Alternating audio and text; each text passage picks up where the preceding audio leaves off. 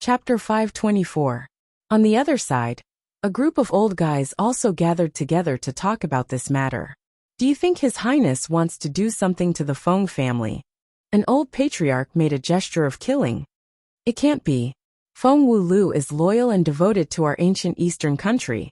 No matter what, it is impossible for His Highness to do such a chilling thing. That's not necessarily true. This time, Feng Tianxing did such a thing, colluding with the vampires to subvert our heavenly wind continent. This is a great crime of betraying the human race. It is not impossible for Feng Wulu to be implicated and rejected by His Highness. But didn't the Feng family send people to clean up the house? Feng Wulu has also said that he expelled Feng Tianxing from the Feng family. His Highness still holds on to this matter. It is too chilling, isn't it? His Majesty's actions are really inappropriate, really inappropriate. These old patriarchs shook their heads and sighed. They felt that His Majesty the Emperor of the ancient eastern country had gone too far. No matter what, Feng Wulu was still an old patriarch of a superforce. The Feng family was also a family with a bloodline inheritance. It was not comparable to ordinary families. Today, many people whose family background was not as good as the Feng family came. On the contrary, a superforce like the Feng family was rejected at the door. This was clearly a slap to the Feng family's face. Ronghua, how can you do this? The Empress was so angry that her face turned white. She was not only slapping the Feng family's face, but also making His Majesty embarrassed. What did I do? I just didn't want to see the Feng family's people, so I didn't want them to come. I didn't do anything wrong. Princess Ronghua said indifferently. Since the last time she saw Ming Shi, Princess Ronghua had secretly fallen in love with him. Unfortunately, Ming Shi ignored her. She didn't know where she heard that Ming Shi was studying at the Notre Dame du Starlight in Central City, so she wanted to go to Central City to meet Ming Shi again. However, before she arrived at the Central City, she heard the news that Ming Shi was injured and had returned to the Silver Moon Ancient Kingdom. Later, she heard about the ambiguous relationship between Ming Shi and Feng Wu. Princess Ronghua, who had always been proud and arrogant, could not bear it. If Ming Shi could choose any woman, she would not be so angry. Why did he have to choose Feng Wu? Feng Wu gave birth to a wild child. He would rather choose a promiscuous slut than her. How could she, Princess Ronghua, show her face? She could already imagine the scene when the news spread. She would be laughed at by other noble ladies. Every time she thought of that scene, her whole body felt uncomfortable. She wanted to skin Feng Wu alive. For this flower-tide festival, she was specifically responsible for helping her mother draft the guest list.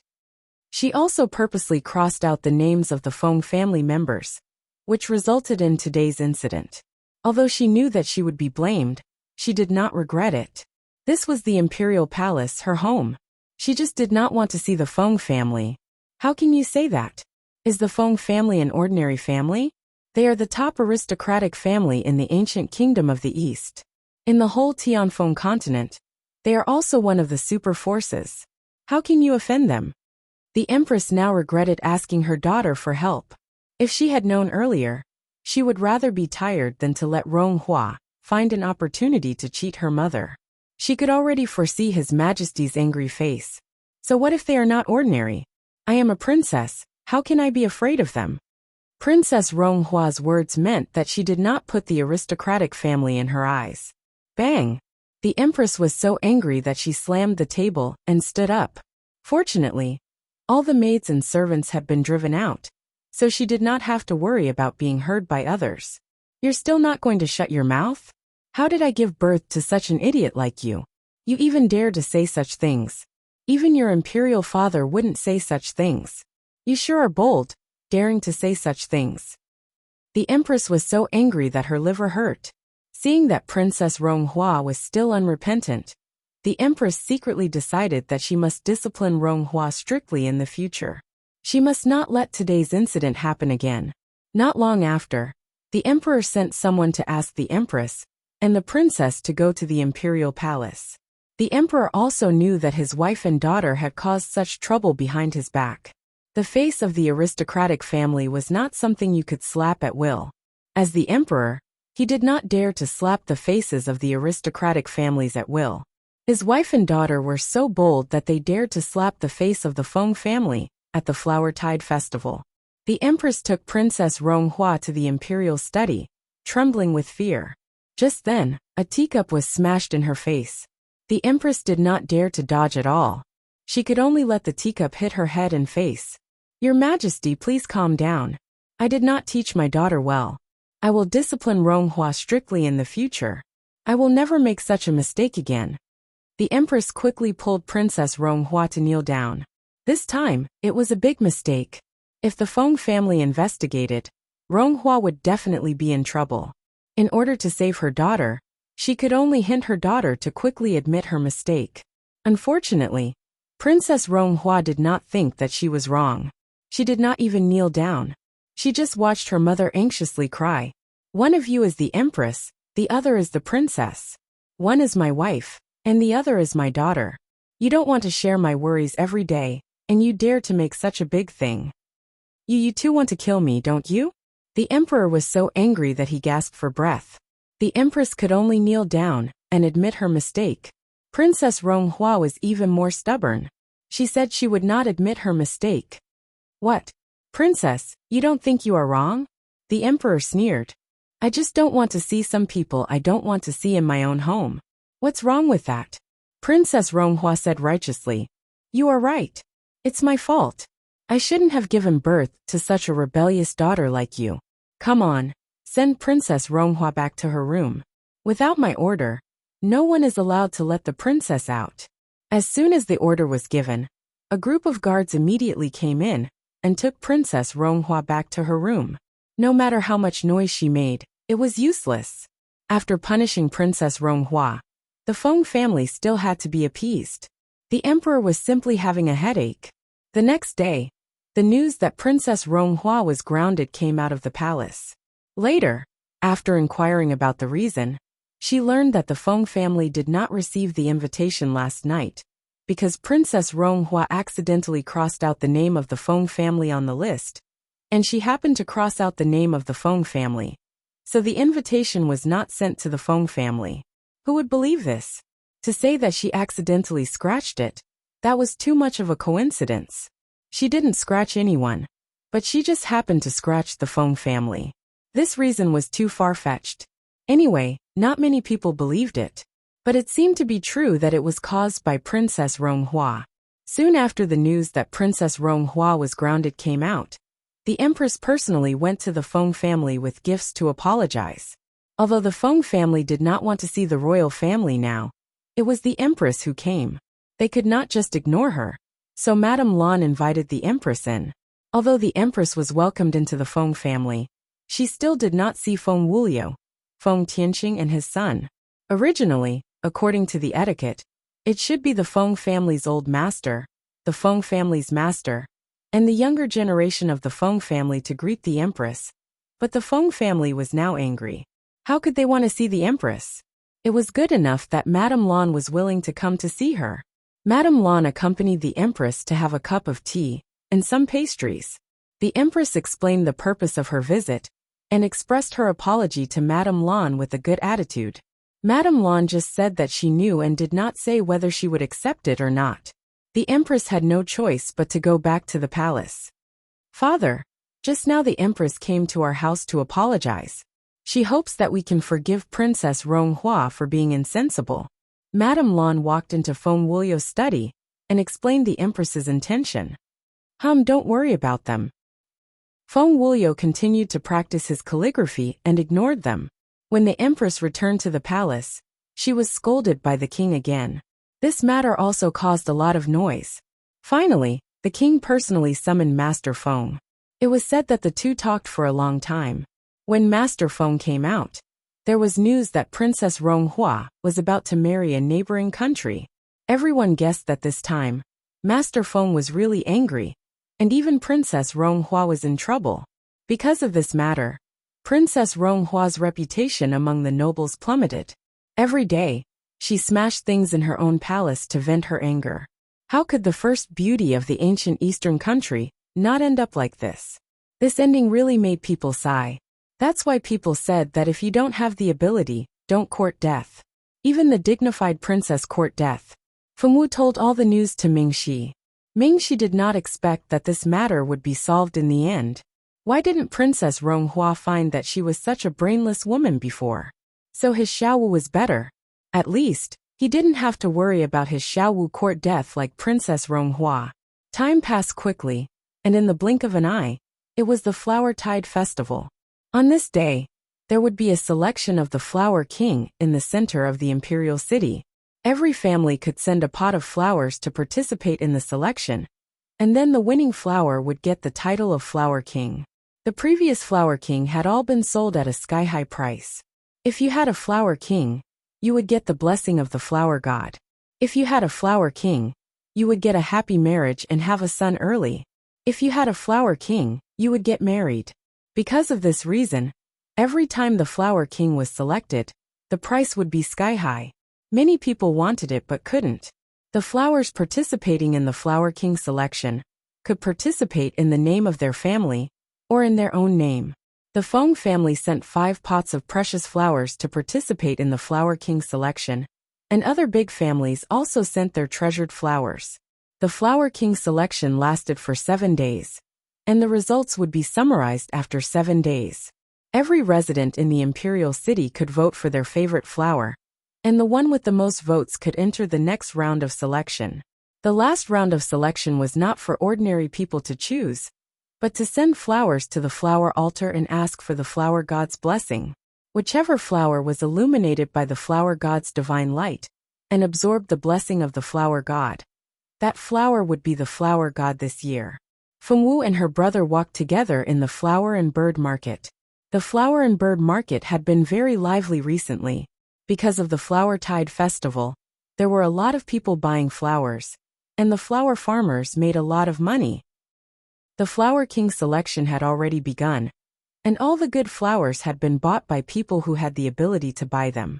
Only some of the flowers were ordinary in appearance or species. Feng Juntian saw that his sister seemed to like plants, so he took Fengwu to the flower market to have a look. If Fengwu liked something, he could buy a few for her. Chapter 525. Fengwu and her brother walked together in the flower and bird market. The flower and bird market had been very lively recently. Because of the Flower Tide Festival, there were a lot of people buying flowers, and the flower farmers made a lot of money. The Flower King selection had already begun, and all the good flowers had already been bought by people who had the ability to buy them.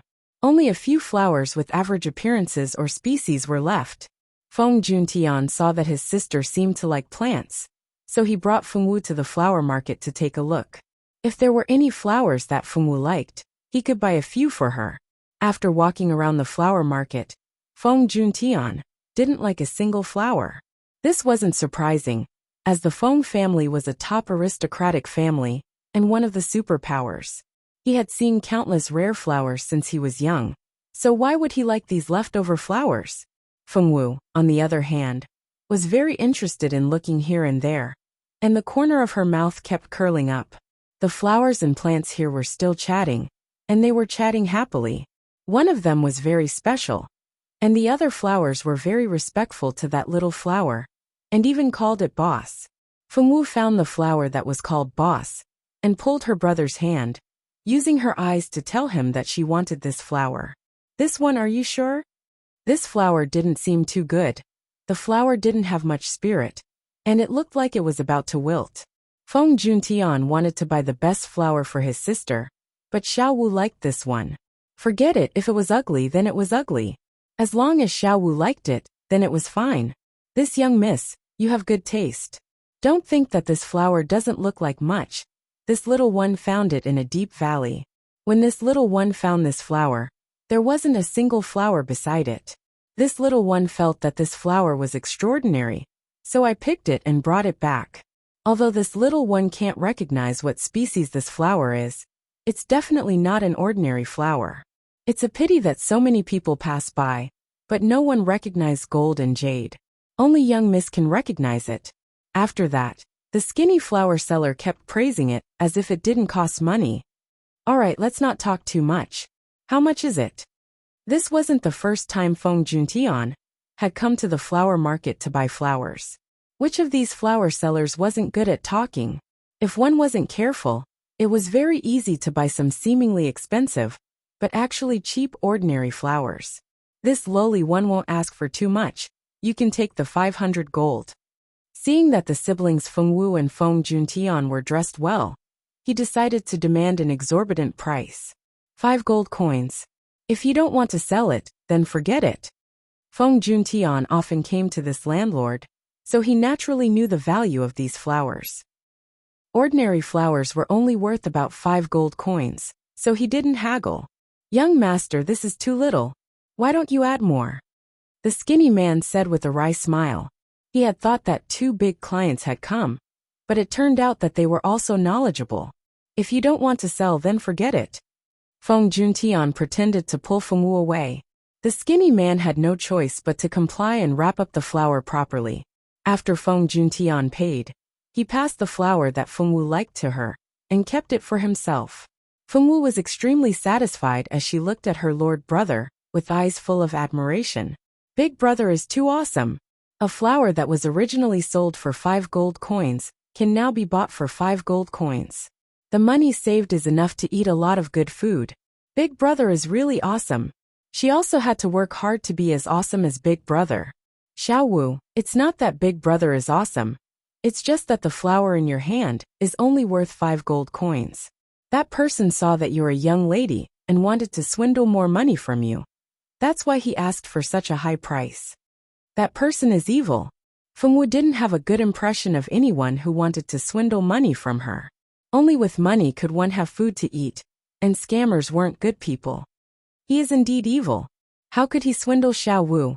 Actually, this person couldn't be blamed. He was just trying to make a living. If he couldn't tell, then it could only be said that he had bad eyesight. If he lost money, then he could only treat it as paying for a lesson. Of course, he didn't say this. Even if he did, Xiao Wu wouldn't understand. The siblings strolled around for a while, and then went home. When they returned to their room, little Baozi was sleeping soundly on the bed. Feng Wu asked Qing'er to get some soil and a beautiful flower pot, so that she could plant this unknown flower. Why is there such a strong aura of life? Little flower, who hadn't spoken much since Feng Wu bought it, opened its mouth again. Little thing's shocked tone made Feng Wu a little confused. What aura of life? What was it talking about? Feng Wu tilted her head and looked at little flower. My goodness, where did that child come from? Such a strong aura of life. Is he still human? A cute child's voice muttered in Feng Wu's room. Xiao Yi opened his eyes in a daze, and his small body nimbly got up. Seeing this, Feng Wu couldn't care less about what little flower was saying. She walked over to the bed and helped Xiao Yi put on his clothes. Little Baozi cutely snuggled into Feng Wu's arms. Mommy hug, little thing said in a cute voice. Feng Wu carried little thing up and kissed his little face. After being kissed by his mommy, little thing's little face was red and he looked very happy. Is this really a human child? How can a human have such a strong aura of life? Unless he's a life magician. But that can't be. In this world, other than the elves, which human knows life magic. The more little flower thought about it, the more confused he became. He kept talking like a little chatterbox. Noisy little flower is noisy. Little Baozi pointed at little flower, complaining that little flower was too noisy and little Baozi couldn't stand it. It is quite noisy. Feng Wu nodded in agreement. You speak as if you can understand what I'm saying. Little flower's cute voice sounded again. This time, it sounded a little nonchalant. This flower didn't believe that a human could understand what it was saying. I can understand. Feng Wu nodded and looked at little flower. Little Baozi also nodded and looked at little flower. Holy shit. You can actually understand what I'm saying. Little flower felt that his worldview had been greatly impacted. What was wrong with this world? Had humans evolved to this level so quickly? Feng Wu nodded again.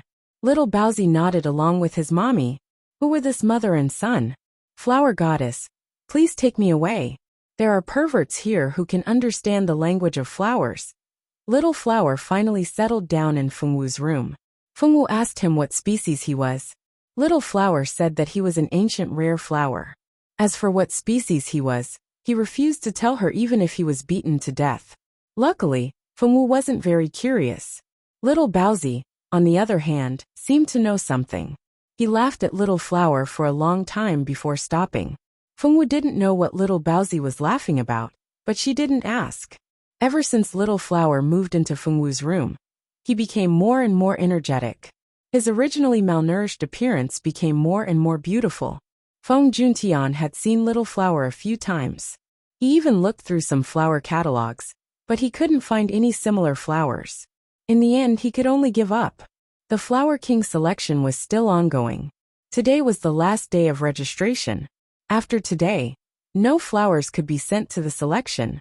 Little Flower had heard about the Flower King selection a long time ago. He said that if he wasn't the Flower King, who else could be? He strongly requested Fengwu to send him to the selection. Fengwu felt that Little Flower was too noisy. She didn't want to be annoyed, so she agreed. The Feng family had already sent a batch of flowers to the Flower King selection. It was impossible for Fengwu to send Little Flower to the Flower King selection under the Feng family's name.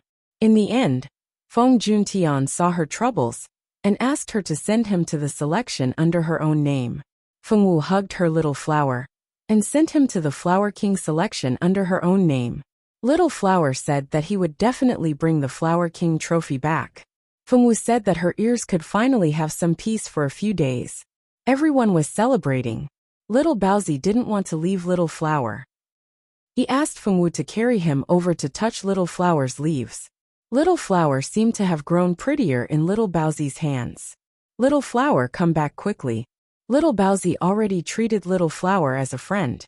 He wanted to talk to Little Flower every day. Yes, I want to bring the trophy back. Little Flower was extremely confident in himself. The Flower King selection wasn't over yet, but something big happened in the city. A flower thief appeared. This flower thief was picking beautiful flowers. Many young ladies from small families had fallen into his evil hands. Feng Juntian was now chasing after this flower thief every day. He didn't even go home often. Fengwu was also warned not to go out too often. Otherwise, she would be caught by bad people. When Fengwu talked to Mingxi that night, she told him everything that happened today. When he heard that a flower thief was harming young ladies, Mingxi told Fengwu to be careful. He told her not to go to places with no people, and not to talk to strangers. Fengwu obediently agreed. From then on, she was extremely obedient. She didn't go anywhere. She didn't even go to see Little Flower, who she had left at the selection venue. Little Flower secretly said that Fengwu was the most heartless master. On the 5th day since the flower thief appeared, a girl was harmed every day. It made the Flower Tide Festival very restless. The entire imperial city was in a state of panic. Finally, at 6 o'clock, the evil flower thief was caught. He was an adventurer from another country. This adventurer's character was very bad. He often went to harass female adventurers, and was beaten half to death by those female adventurers. After that, he continued to harass them. This time, he was caught red-handed. After the Flower Tide Festival, someone would come to interrogate him and announce the results. Feng Juntian was relieved that this person was caught. On the day of the Flower Tide Festival, the Flower King selection was coming to an end. The results were going to be out today. The Feng family didn't expect that the flower that Fengwu chose would actually be selected. The Feng family also had 2 flowers that were selected to participate in the Flower God ceremony later. The Flower God ceremony was actually to place a large pile of selected flowers on the altar. The priests of the ancient eastern country would appear and recite the ceremony on the altar. After reciting the ceremony, there would be a sacrificial dance. After the dance, they would ask for God's grace. The flowers that could bathe in God's grace would be the Flower King this year. The ceremony lasted for a whole hour. It was so long that it made people sleepy. The Fengwu girl forced herself not to fall asleep. After an hour, there was another hour of sacrificial dance. When the dance was finished, 2 hours had passed. In the final segment, the young masters and young mistresses of the various large families were all in high spirits. They wanted to see how beautiful the flowers chosen by the flower god were. They saw a golden light shine on all the flowers on the altar. Then, the golden light became smaller and smaller until it could only shine on one flower. This golden light lasted for a whole 15 minutes. After 15 minutes, the golden light disappeared. Spirit rain fell from the sky. The spirit rain fell on all the flowers in the city. Those flowers that were lacking in vitality immediately became lively. This was the flower god's blessing. The flower god would bless all the flowers in the city, making them bloom even more brilliantly. Chapter 526. A golden light shone on all the flowers on the altar.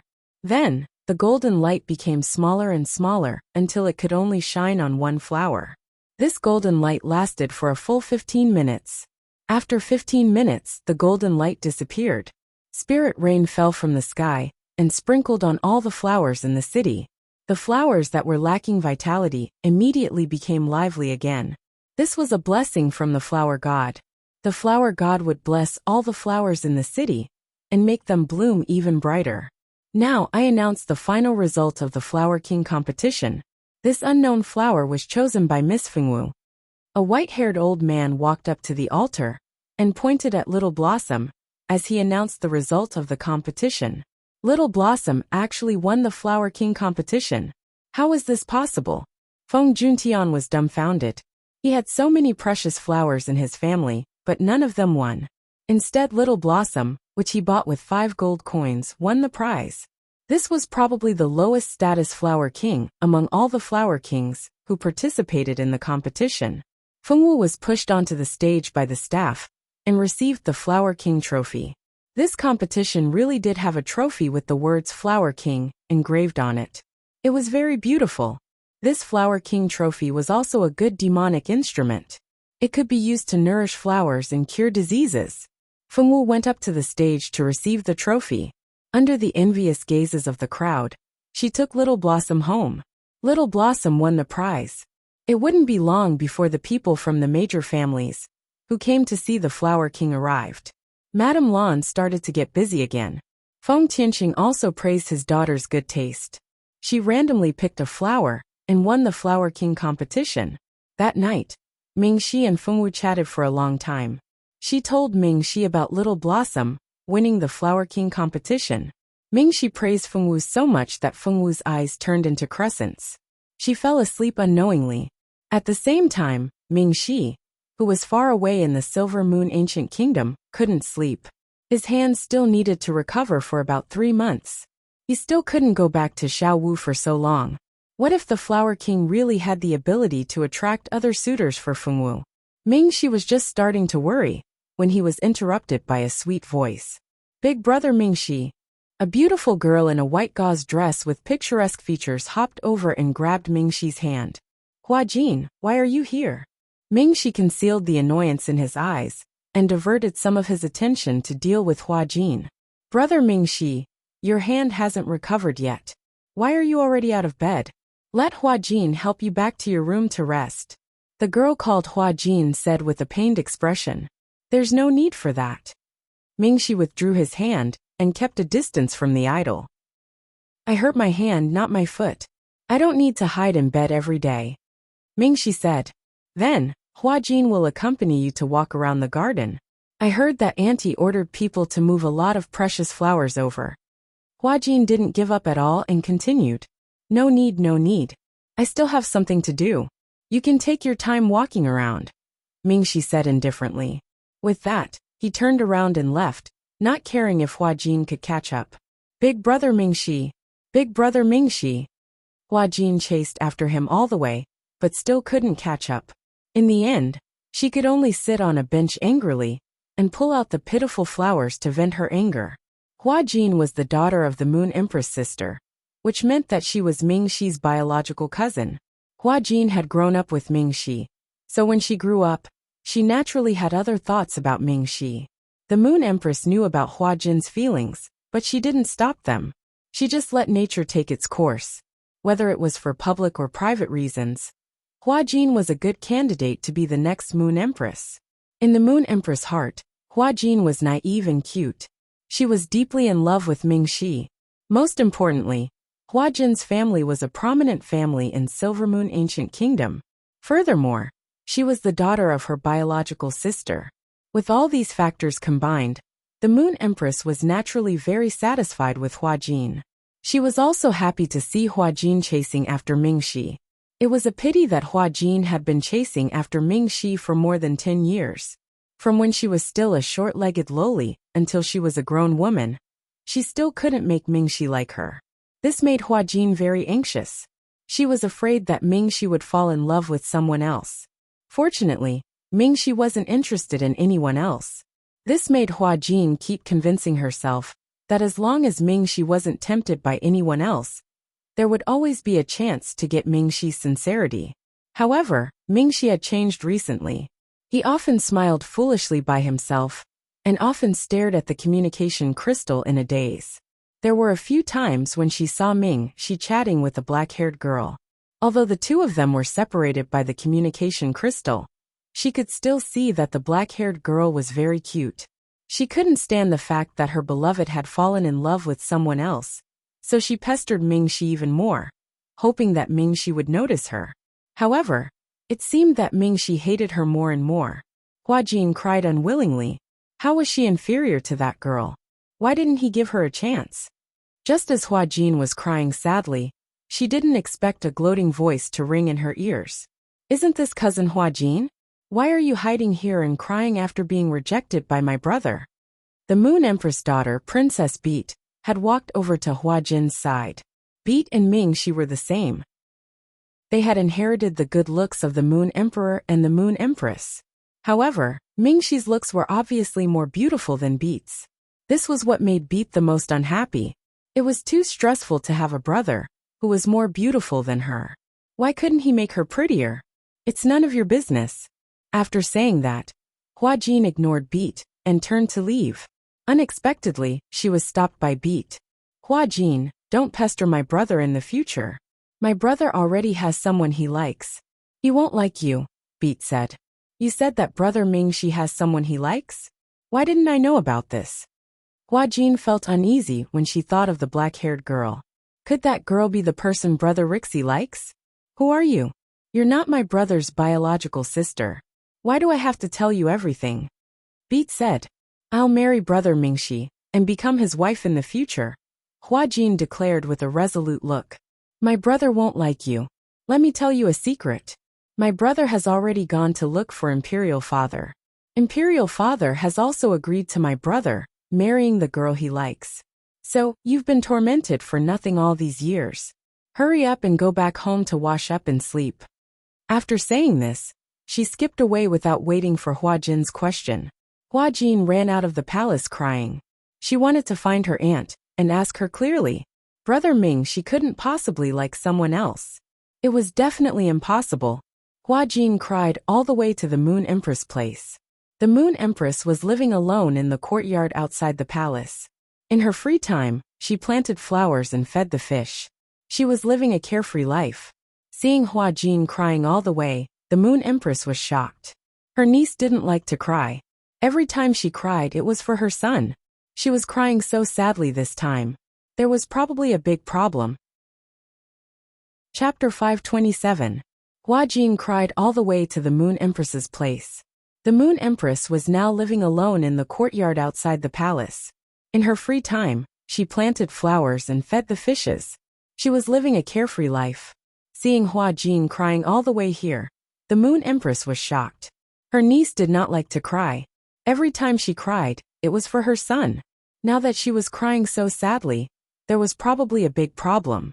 Sobbing, Hua Jin told the Moon Empress what she had heard, hoping that she could make a decision for her. Auntie, you must help Hua Jin. Hua Jin has liked cousin since she was young. Hua Jin can't live without cousin. Auntie, please grant Hua Jin's wish. Hua Jin cried her heart out. After all, this was her child whom she had doted on since she was young. Her heart ached a little. Hua Jin, it's not that I don't want to help you, but love can't be forced. Mingxi doesn't have you in his heart, so what can I do? The Moon Empress wiped Hua Jin's tears with a handkerchief and sighed deeply in her heart. Auntie is cousin's mother. Can't I arrange a marriage for cousin? Hua Jin had never begged the Moon Empress to help her get engaged to Mingxi, but she could not wait any longer. She was afraid that if she waited any longer, she would lose all hope. Hua Jin, I can't help you with this. The Moon Empress said with a troubled expression. Why? Auntie, don't you love Huajin anymore? Why aren't you willing to help Huajin? Huajin cried bitterly. It's not that I don't love you, but I really can't do this. Our Silvermoon Ancient Kingdom's crown prince has the freedom to choose his marriage partner. Even as the Moon Empress, I can't arrange a marriage for Mingxi. As long as Mingxi doesn't acknowledge you, this marriage won't count even if I arrange it, the Moon Empress said. How could this be?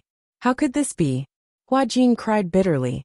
The Moon Empress had no choice but to comfort her softly, even though it might not be of any use. Fengwu did not know what was happening in Silvermoon Ancient Kingdom. She was playing with the little bun in her room, while Xiaohua was brought to the front yard by Madame Lan, waiting for guests to come and admire the flowers. Not long after the front yard was set up, someone came to the door. It was Lady Qiu of the Qiu family, as well as the two sisters, Qiu Ruobing and Qiu Ruoshui. After that, a few more ladies came with their children to see the Flower King. In the past, the price of the Flower King would be sky-high. Some big families would even spend a lot of money to buy the Flower King from its owner. This year, the Flower King fell into the Feng family's hands. The Feng family didn't need to rely on selling the Flower King to make money. No one would be so tactless as to go up and talk about buying the Flower King. Although they couldn't buy this year's Flower King, they could come and watch.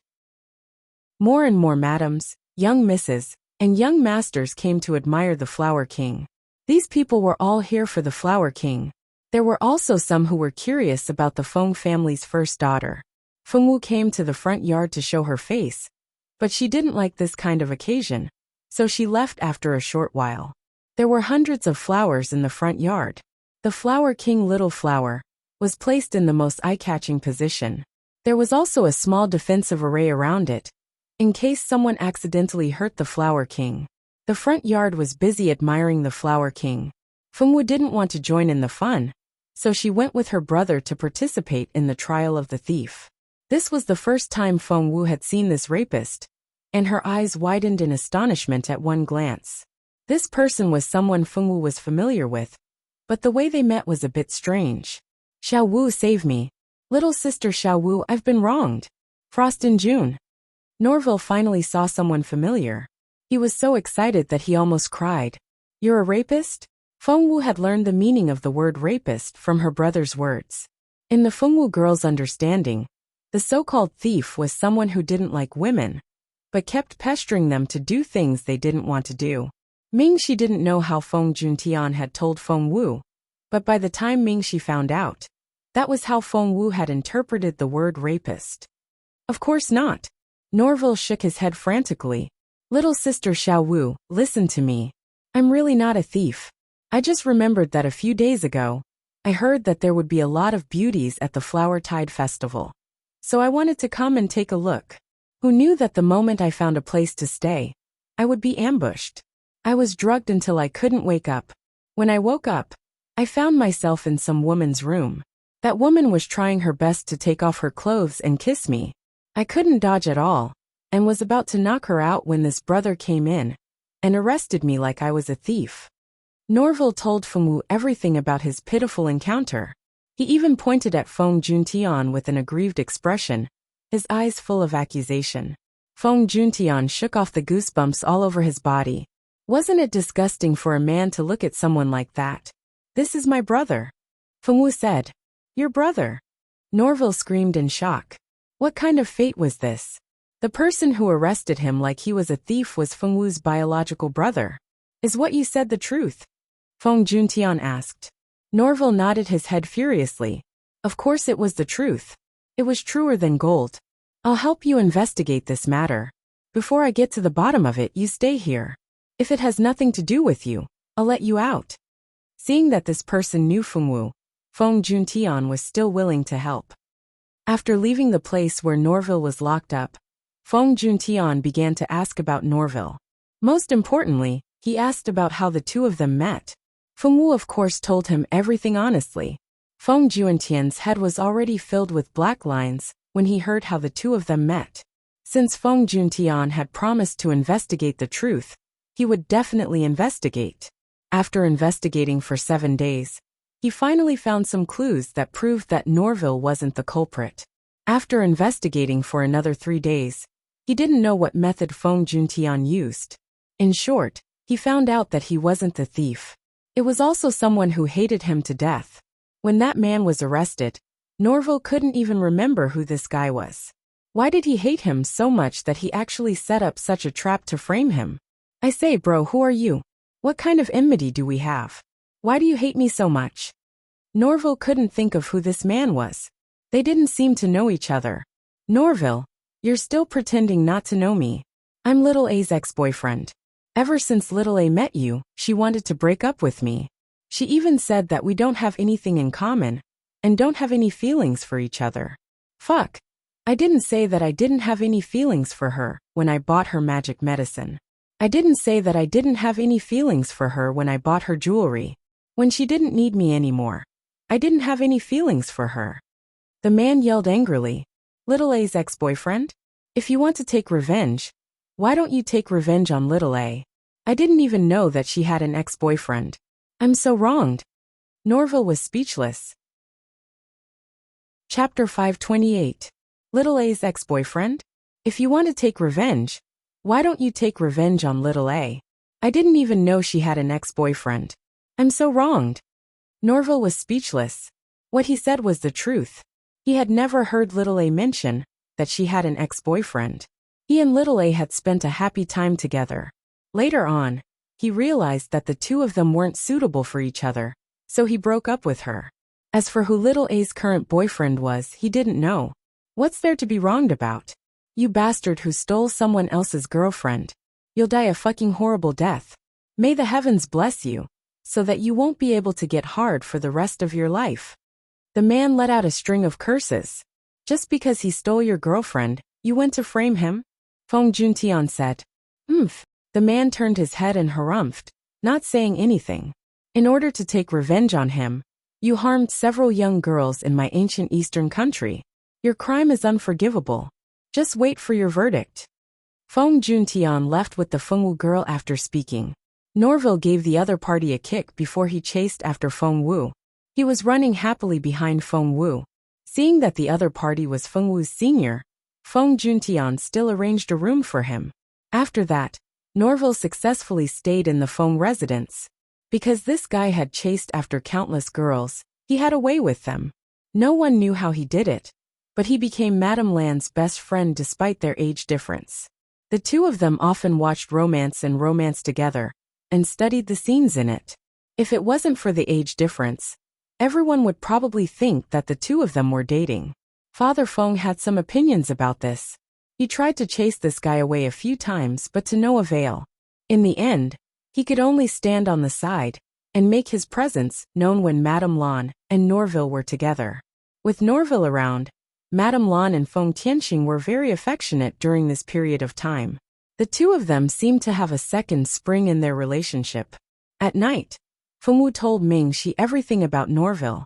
Mingxi had heard of Norville's name before. He was a famous playboy in the school. That so-called Flower King really knew how to attract girls.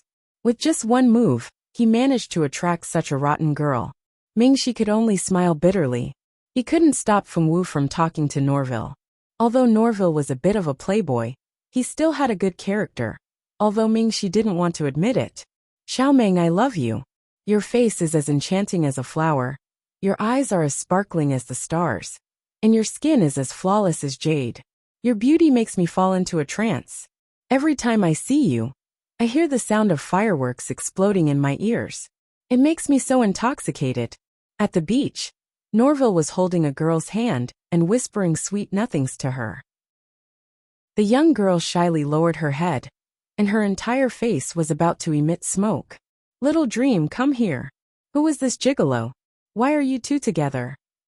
A sturdy and strong man walked over from one direction with a group of brothers. The brothers he brought with him surrounded the two of them in the middle with a seine net. XX, let me go. There are no feelings between us anymore. The one I love now is Big Brother Norville. Xiaoming first angrily glared at the man in front of her, then said shyly, Who is this?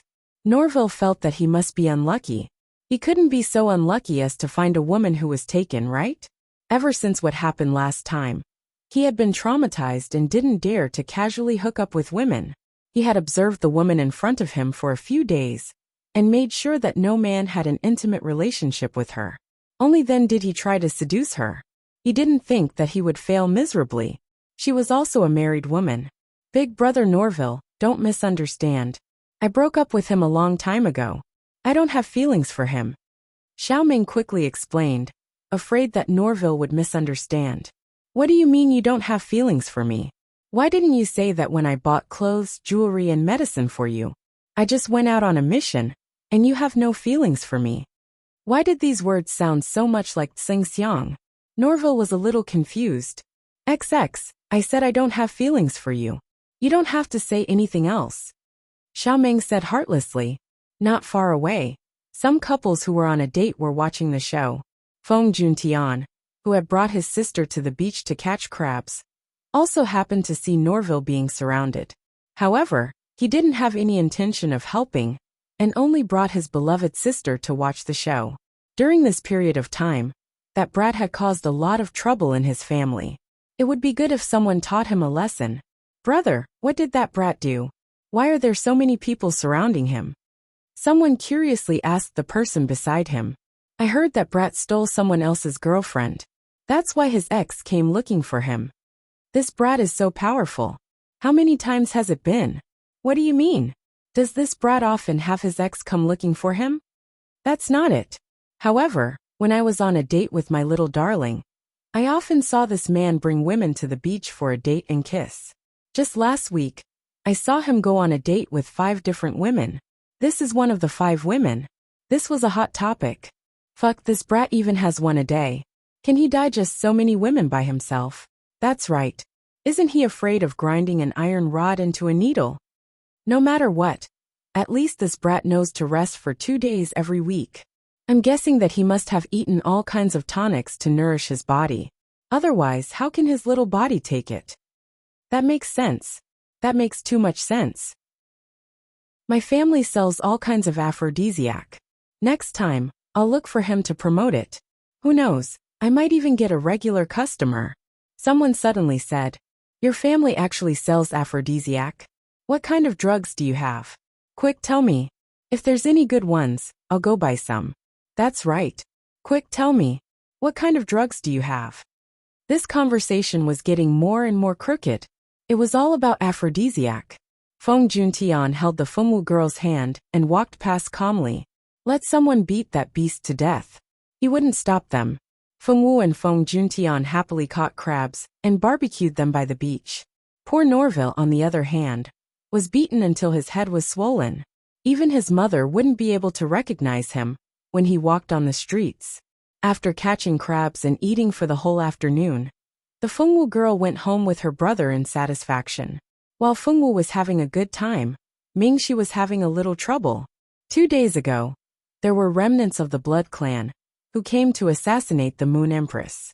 In the end, Hua Jin stood in front of the Moon Empress and saved her life. After Hua Jin's life was saved, Moon Emperor asked her what she wanted and said that he would give it to her. Unexpectedly, Hua Jin directly said that she wanted to marry Mingxi. Mingxi firmly rejected her, stating that he would never marry her. However, the family behind Hua Jin was indignant. They felt that this was a chance for their family to advance further. Hence, from time to time, they would run over to help Hua Jin kick up a fuss. If they did not let Mingxi marry Hua Jin, their family would not stop making a fuss. In short, Silvermoon Ancient Kingdom was in a mess now.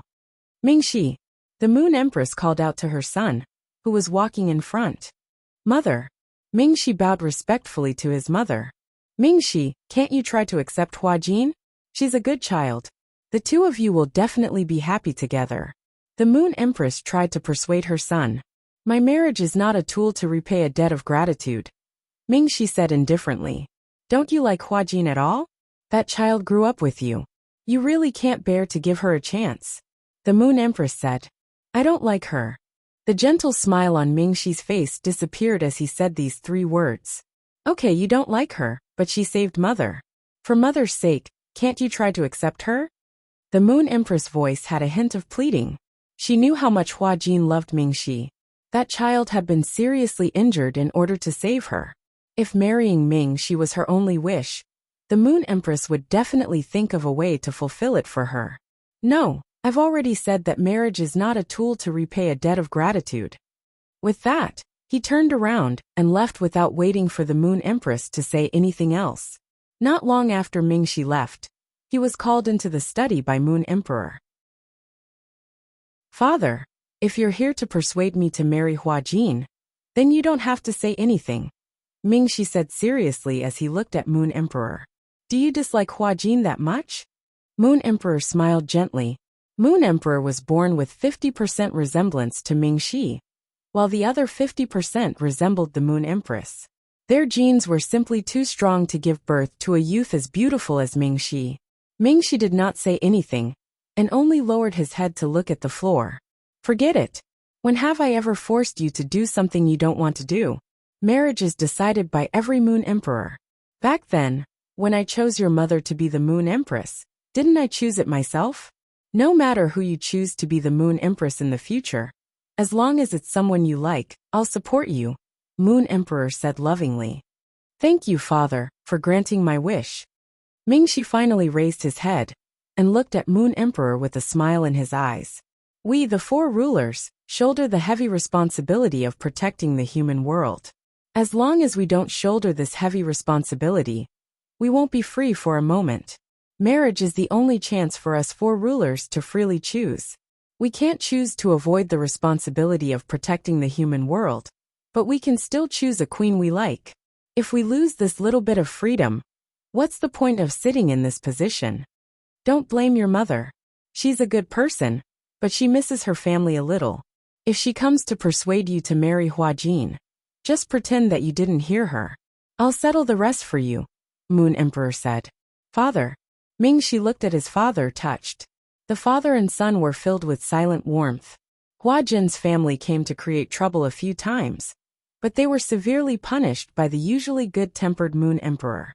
This time, Huajin's family did not dare to provoke Moon Emperor, so they could only let Huajin's mother, who was the Moon Empress' sister, pester the Moon Empress.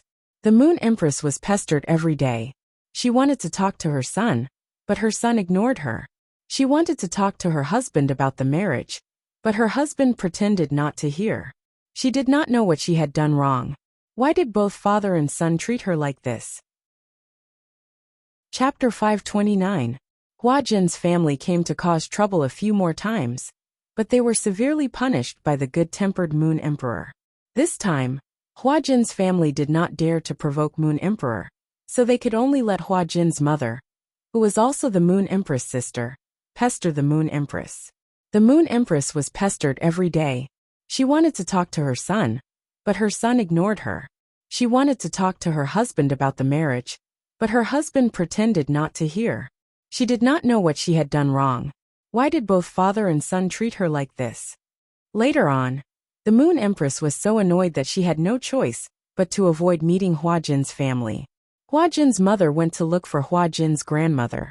Huajin's grandmother had always doted on Huajin the most, even more than Princess Beat. When Huajin's grandmother found out about the matter, she insisted that the Moon Empress let Mingxi marry Huajin. If Mingxi did not marry her, he would be considered ungrateful and would be criticized behind his back. Mingxi was the future Moon Emperor. He couldn't be an ungrateful person. The Moon Empress was dizzy from her mother's nagging. Mingxi refused to meet her, and Moon Emperor said that he was very busy. She could not voice her grievances, and in the end, the Moon Empress did not want to help Huajin anymore. Although the Moon Empress liked Huajin and wanted to help her family, she had to be willing to help. However, this half-force method was really unpleasant, especially when her sister even invited her mother over and insisted that Mingxi marry Huajin. Although the Moon Empress had tolerated her sister and her relatives because of kinship, it did not mean that she had no bottom line and would continue to tolerate it. Now, she was already annoyed by her family. Her mother only wanted to help Huajin fulfill his wish, but had she ever thought of her helplessness as the Moon Empress? She was the Moon Empress, but she could not abuse her power to arrange for her niece to be the Moon Empress for the future Moon Emperor. There were so many generations of moon empresses in history, but which one of them could not differentiate between public and private matters? The moon thearch's spouse could only be chosen by himself. It was her sister and the others who were in the wrong, but her mother was still helping them. This made the moon empress even more depressed. For the sake of Hua Jin, she had caused her husband and sons to treat her coldly. Even her daughter and sons avoided her whenever they saw her, for fear that she would set her sights on them. Why did she end up like this? The more he thought about it, the more he felt that it wasn't worth it. At night, Moon Emperor looked at Moon Empress, who was sitting in front of the dressing table in a daze. He slowly walked over and hugged her from behind. Why? Have you thought it through?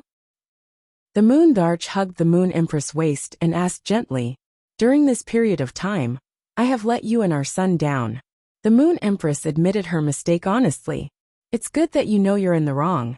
I'll help you get rid of them tomorrow, but you can't be soft-hearted again. Moon King made things clear. How would the Moon Empress dare to be soft-hearted? She had ended up like this because she was soft-hearted toward Hua Jin. After being tortured for so many days, how would she dare to be soft-hearted again? I won't do it again. You must help me. I'm about to be annoyed to death by Mother and the others. The Moon Empress felt wronged. All right, I'll settle it, Moon King promised. The Moon Empress snuggled into his arms. The husband and wife hugged each other silently, talking about intimate things between husband and wife. Feng Wu had been playing like crazy during this period of time. Sometimes, her brother would bring her to the beach to catch fish and crabs. Other times, Norville would bring her to the streets to eat and watch performances. Madame Lan would also bring her to buy clothes and watch operas. After her life became too colorful, the Fengwu girl's appetite increased again. Although her appetite increased, her weight did not change at all. This made Norville very suspicious of where the Fengwu girl's stomach led to. Today, Fengwu was taking a walk in the garden with the little bun. Unexpectedly, someone came to look for her. It was Qiu Ruoshui, who was with her. What's the matter? Fengwu couldn't figure out why this person came to look for her. She clearly remembered that this person hated her. Fengwu blinked. She couldn't figure it out. I'm here to look for you. Do you still remember Ningbai? Qiu Ruoshui suddenly asked. Who is it? Fengwu searched her memory, but still couldn't figure out who she knew. Thus she shook her head honestly. You don't even remember Ningbai? Ningbai was so protective of you when you were young. This is Ningbai's wedding invitation. She asked me to give it to you. She said that she hoped that her wedding would be completed with the blessings of all her relatives and friends. Thus, she hopes that you can go, Qiu Ruoshui said. If she didn't promise Ningbai, she wouldn't want to have anything to do with Fengwu. Fengwu took it in a daze. Even after Qiu Ruoshui left for a while, she still couldn't figure out who Ningbai was. Later, it was Madame Lan who told Fengwu that Ningbai was a good friend of the original Fengwu's when she was young. Later, Ningbai's family moved to another place and didn't move back until a few months ago. Madame Lan knew that Fengwu received Ningbai's wedding invitation. She agreed that Fengwu should go and observe other people's weddings. This way, she wouldn't be flustered when she got married. Fengwu only heard that she was going to observe other people's weddings. This reason successfully convinced the Fengwu girl. She still didn't know how people here got married. She had to go and observe so that when she married Mingxi in the future, she would know what to do. The wedding wasn't held in Ningbai's house. It was held in another city where the groom's family lived. Ningbai's future husband was a senior she met in school. The two of them had a very good relationship. Both families were very satisfied with this marriage. 3 days before the wedding, Fengwu arrived at the city where Ningbai's wedding was held. Ningbai's family had already arranged rooms for the guests who came to observe the wedding to stay. Fengwu and Qiu Ruoshui were assigned to 2 rooms next to each other. Fengwu didn't care, but Qiu Ruoshui couldn't wait to change rooms. She really went to find someone to change rooms. However, Ningbai's family told her that there were no more rooms. Qiu Ruoshui had to give up. Unwillingly, she lived next to Fengwu. Just when everyone was waiting for the wedding, something happened to the groom unexpectedly.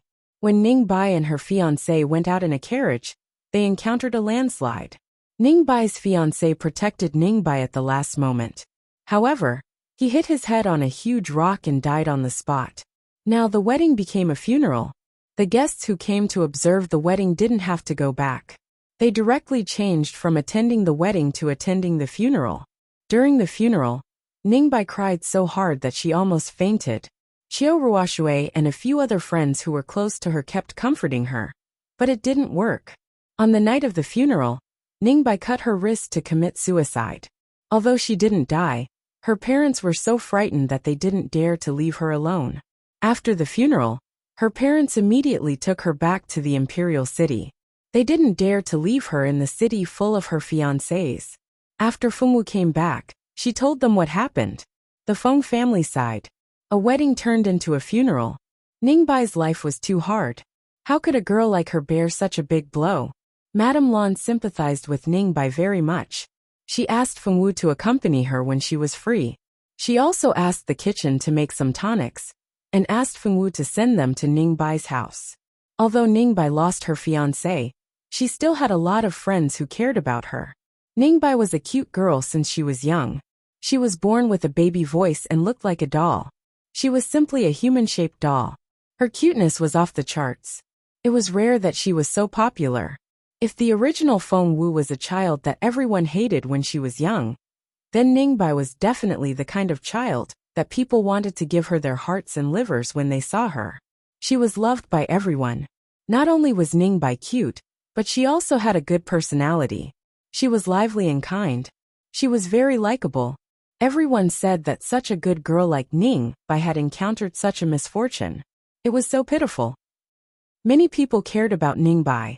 From time to time, people would send her some small gifts or chat with her. Under everyone's care, Ningbai muddle-headed for a whole month. A month later, Ningbai invited a few of her closest friends to go to Autumn Mountain outside the city to play. It was the best time to climb the mountain and look into the distance. Hearing Ningbai's invitation, everyone agreed at once. There were 7 people who were closest to Ningbai. They were all close to her since she was young. The original Fengwu was one of them. Autumn Mountain was a mountain with beautiful scenery. The scenery on the mountain was picturesque. Fengwu came to Autumn Mountain with the others. It was the 3rd time that Fengwu had come to Autumn Mountain. Her brother had brought her here twice before. The 8 of them climbed to the top of the mountain from the foot of the mountain. The scenery on the top of the mountain was even more beautiful. They could see the boundless blue sky and white clouds, as well as the beautiful imperial city at the foot of the mountain. 2 girls who came with them took out the sketchboards they had prepared to draw. Fengwu took out a lot of delicious food. She found a floral cloth and spread it on the ground. Then, she sat on it and began to eat. Seeing that Fengwu had prepared so many things, everyone thought that she had prepared for everyone. Now, except for the 2 girls who were drawing, the others all gathered around. They ate all the food that Fengwu had prepared for them. Fengwu was not happy that her food was stolen by others. After eating and drinking, everyone went down the mountain together. They didn't walk on the main road, because Ningbai wanted to take a small path to change her mood. Since they were here to accompany her to relax, they just let her be. Not long after, it started to drizzle. Then the rain got heavier and heavier. Everyone found a cave to take shelter from the rain. They didn't know who had lived in this cave before. There were a lot of dry straws, and some unburned firewood on the ground. It was much more convenient to have firewood. Everyone immediately started a fire. They were a little cold after being drenched in the rain. Fengwu wasn't cold.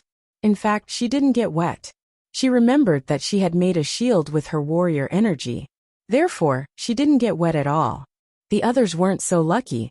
Many of them found a place to take shelter from the rain by reflex. They totally forgot that they could make a shield. Among the 8 of them, except for a few who reacted quickly, almost all of them got wet. The rain kept falling and didn't show any signs of stopping. Everyone was bored sitting together. Bai Ning suggested that they should gather together and tell a story. Moreover, it should be a scary story. The girls had always loved and hated this kind of story. Of course, they all agreed. Chapter 530. It kept raining, and didn't look like it was going to stop anytime soon. Since it was boring for everyone to sit together, Bai Ning suggested that everyone should gather together and tell a story. Moreover, It should be a scary story. The girls had a love-hate relationship with such stories, so they all agreed. The 8 girls gathered together and took turns to tell ghost stories. Screams and laughter could be heard from time to time in the cave. Even Ningbai, who had been frowning for the past month, felt much happier. At the very least, everyone could finally see her smiling face. Ningbai's smile made them feel more relaxed. At least she was in a good mood now. They didn't need to worry that she would slit her own throat in a place they couldn't see. Fengwu wasn't worried about Ningbai because she didn't know Ningbai. The one who knew Ningbai was the former Fengwu, not the current Fengwu. During this period, Fengwu often went to play with Ningbai, but Ningbai didn't talk to her most of the time. Fengwu couldn't make friends with her. In other people's eyes, Fengwu was either concerned about Ningbai's supplements or was in a daze with Ningbai, so they naturally regarded her as Ningbai's good friend. Even Ningbai's parents were glad that Ningbai had such a good friend. Fengwu didn't even know when she became Ningbai's good friend. They played with Ningbai until the evening, and then went home. Fengwu and the others didn't know that half an hour after they left, a beautiful girl walked into the cave. Great! I finally found it. It's the wish stone left by the god of death in the human world. The girl was Irene. During this period, Irene tried her best to recall the lucky chances that hadn't appeared in the novel. After thinking for a while, she suddenly remembered that there was indeed a lucky chance on the Autumn Mountain outside the imperial city of the ancient eastern country. In the novel, there was a girl who wasn't even a supporting female character. She was at most a passerby cannon fodder. She even forgot the name of the cannon fodder. She only knew that the girl found a black stone in this place, which was called the wish stone of the god of death. As long as you use this stone, you can make a wish to the stone god and revive anyone you want to revive. That girl had once used that stone to make a wish. She wanted to revive her fiancé. Death had granted her wish, but she had to use the souls of 7 of her best friends or closest relatives in exchange. The girl chose 7 of her closest friends and used them as sacrifices to let the Grim Reaper take away their souls. When the souls of the 7 girls were taken away, the girl's wish came true. Her fiancé came back to life. However, the girl did not live a happy life with her fiancé, because the 7 people she killed were not ordinary people. The 7 families started to investigate this matter, and very soon, they cast their suspicious gazes on the girl. Later on, the girl's family was exterminated, and she and her fiancé died in the hands of the furious 7 great families. As for Zicheng, there was a period of time when he had the idea of getting that stone. Later on, she really did find it. Later on, when they were out training, the male lead died trying to save the female lead. She used 7 of her so-called good friends, who had a favorability of more than 90 points to revive the male lead. Because the female lead was the female lead, she did not have to worry about being avenged by those families.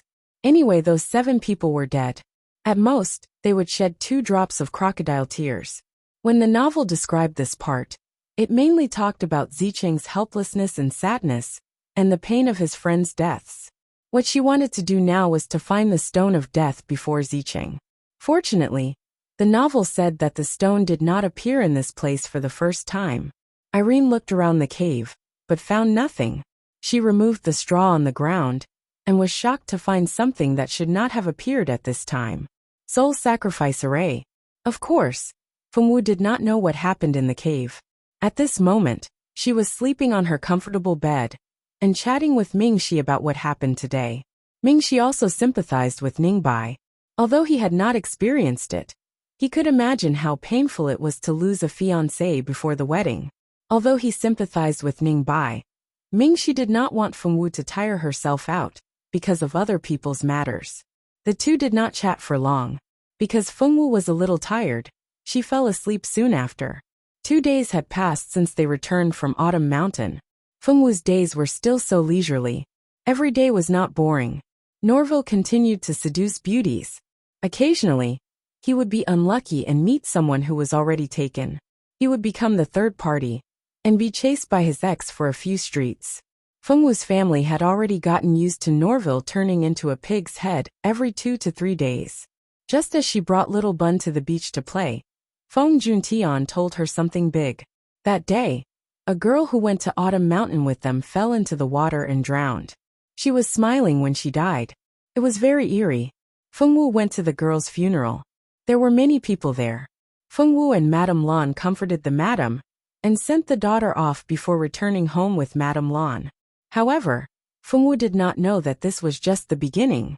Every few days someone would die, and those who died were all people who went to Autumn Mountain with them. In just half a month, a total of 5 people had died. Only Qiu Ruoshui, Feng Wu, and Ning Bai survived.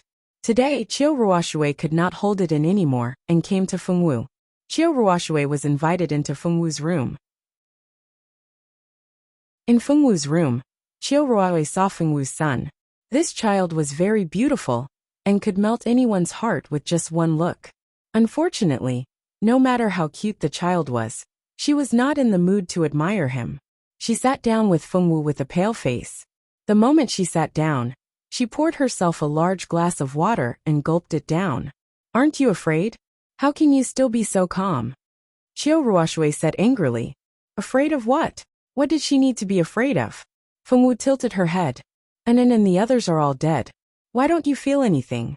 Don't you think their deaths are too strange? Do you still remember the ghost story we told you that day? The way they died was exactly the same as the main characters in the story. Isn't it our turn next? Qiu Ruoshui kept rubbing her hands. Her forehead was already covered in cold sweat. She could not understand why such a terrifying thing would happen on a trip to Qiu Mountain. Feng Wu did not think too much about it at first. Only now did she realize that, it seemed like, that was really the case. After thinking for a while, Feng Wu stood up suddenly, giving Qiu Ruoshui a fright. What are you doing? Qiu Ruoshui asked with her arms crossed. Looking for brother. If there was a problem, she would look for her brother. Her brother would definitely be able to help.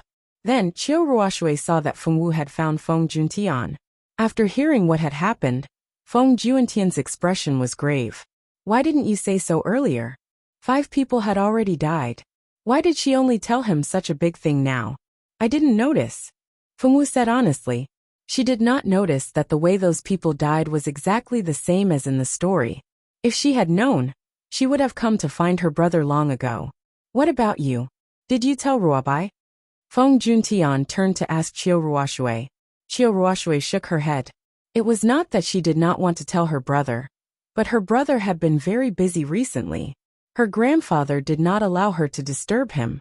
She wanted to find her father, but her father was not at home. Her mother had returned to her maternal home, and her grandfather was in seclusion.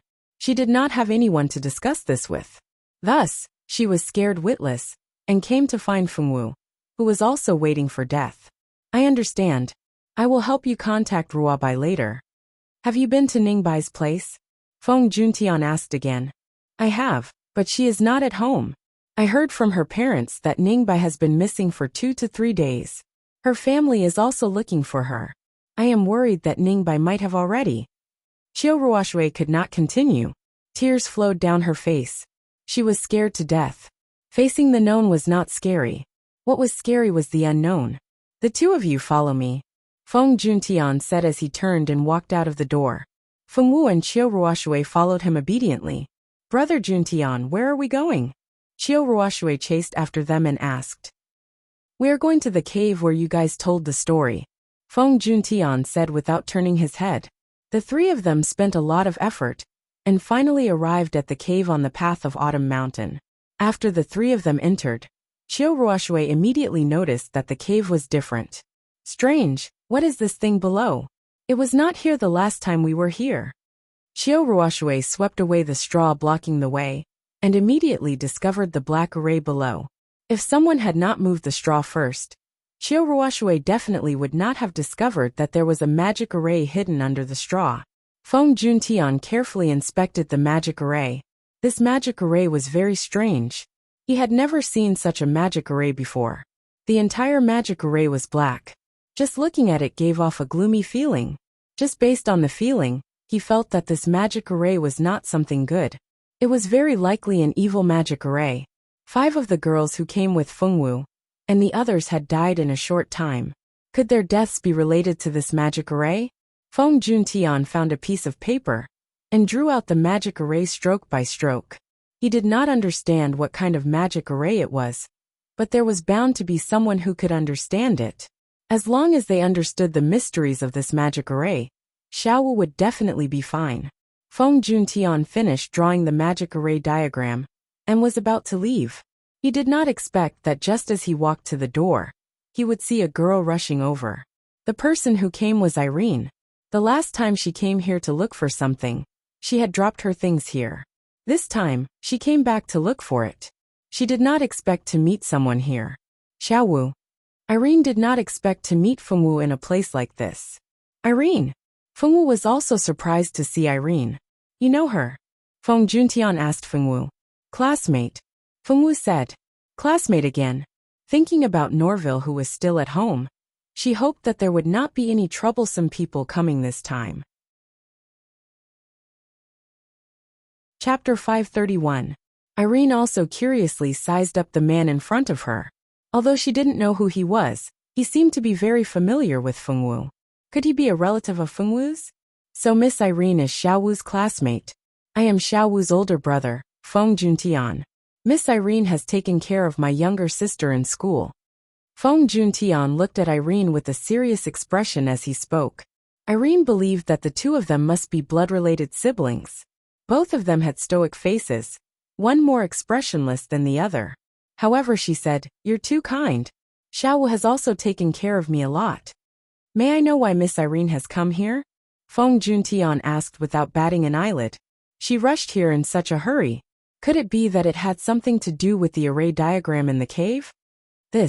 I accidentally left something in this cave a few days ago. I remembered it today, and rushed here to look for it. Irene said. Is this what you left? Feng Juntian was holding a round pearl in his hand.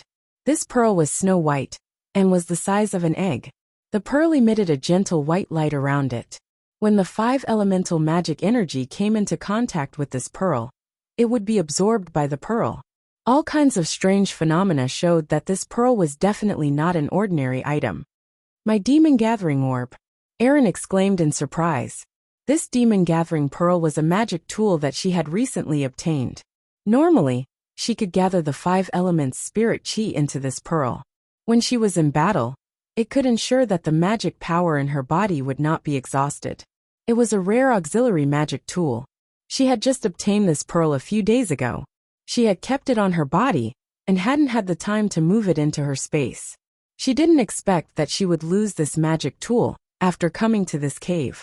Irene had searched all the places she had been before, and this cave was the only place she hadn't searched. She didn't expect that she would really lose it here. Moreover, it was Fengwu's older brother who had found it. This bead is not bad. It is a rare support-type magic tool. Use it well in the future. It will be of great help to you. Feng Juntian wasn't a greedy person, and swordmasters never relied on external items. Although the demon-gathering pearl was useful to swordmasters, Feng Juntian wouldn't go as far as to take someone else's demonic weapon for himself, just for a demonic weapon. Thank you, Brother Feng. Taking the demon-gathering pearl from Feng Juntian, Xiaochen sighed inwardly. As expected of the successor of a super family, Feng Juntian's vision was truly extraordinary. He had even returned such a precious demon-gathering pearl just like that. If it were anyone else, let alone returning it, they probably wouldn't even acknowledge it. I heard from young Miss Irene that you came here a few days ago. Feng Juntian asked. Big Brother Feng, just call me Irene. I did come here a few days ago. There was nothing to hide, so Irene nodded and admitted. Then I wonder if you, Irene, have seen the array diagram drawn on the ground in the cave? Why are you asking about the soul sacrifice array? Irene didn't expect him to ask this, so she replied without thinking. The moment she said that, she realized that she had said the wrong thing. She shouldn't have recognized the soul sacrifice array. If she said the name of the array now, she was afraid that if something happened in the future, she would be blamed for the deaths caused by the soul sacrifice array. Wouldn't she be wrongly accused then? However, it was too late to change her mind now. Feng Juntian wasn't the only one who heard what she said. Even Fengwu and Qiu Ruoshui heard it. You really recognize the array inside? What the hell is this array? Is it related to you? Are you related to an and the other's deaths? Hurry up and tell me, answer me. Without waiting for Feng Juntian to ask, Qiu Ruoshui took a big step forward and shook Irene's shoulder. Irene was dizzy from her shaking and swatted her hand away. Feng Juntian felt that Irene was a little rash. They still couldn't be sure if Irene was related to this matter, so it was a little too much for her to rush up and question her like this. Thus, he held Qiu Ruoshui's shoulders with both hands and held her in place, not allowing her to rush up again. Big brother Juntian, let go of me. I must get to the bottom of this today. Let go of me, Qiu Ruoshui shouted as she struggled. All right, calm down. Let me do the asking, Feng Juntian said in a low voice. Qiu Ruoshui was still a little afraid of Feng Juntian, so she obediently shut her mouth and didn't dare to speak anymore. Seeing that she had calmed down, Feng Juntian let go of the hands he used to hold Qiu Ruoshui in place and stood with his hands behind his back. Irene, how did you know the name of the array in the cave? Feng Juntian didn't know what the array was, but Irene did. This made people think deeply. Feng Juntian was born in the Feng clan, which was a superpower. He was also one of the young and promising Star Hall star generals. Logically speaking, Feng Juntian's knowledge should be higher than Irene's. But now, facing this array, Feng Juntian couldn't see anything. Instead, a junior student from Notre Dame du Starlight was able to see through it. No matter how one looked at it, there was something fishy about it. Actually, it was a coincidence that I knew about the array. A year ago, I was fortunate enough to explore the tomb of an ancient magician. That magician just happened to be an array master. I found a book in that tomb that recorded the blueprints of several forbidden arrays from ancient times. At that time, I felt that if those blueprints fell into the hands of others, it would be a disaster, so I burned the blueprints after reading it once. I didn't expect that a few days ago, when I was passing by Autumn Mountain, I coincidentally entered this cave and found the array on the ground. The moment I saw the array, I could tell that it was a forbidden array from ancient times, the soul-sacrificing array. Although it was hard to verify whether Irene's words were true or false, Feng Juntian still felt that there was no need for her to lie. He was afraid that the array drawn here really had nothing to do with her. However, this girl came to Autumn Mountain alone, and just happened to find the array. She even knew what kind of array it was. Wasn't this all too much of a coincidence? Although Feng Juntian's suspicions hadn't been dispelled, he didn't show it. Instead, he continued to ask, "You said that this is the soul-sacrificing array. What is the use of this array?" Irene thought about it and said, "Just the soul-sacrificing array alone is useless. This array needs to awaken a treasure from the underworld to be effective." "What is it?" Feng Juntian asked. "The Death God's wishing stone." "What's that?" Qiu Ruoshui stood at the side and listened. Although she didn't completely believe Irene, she wasn't as agitated as before. Fengwu stood obediently at the side and didn't ask any questions. She just listened. It was no wonder that they didn't know. If she hadn't read the original text, she wouldn't have known that there really was a method of exchanging a life for a life in this world.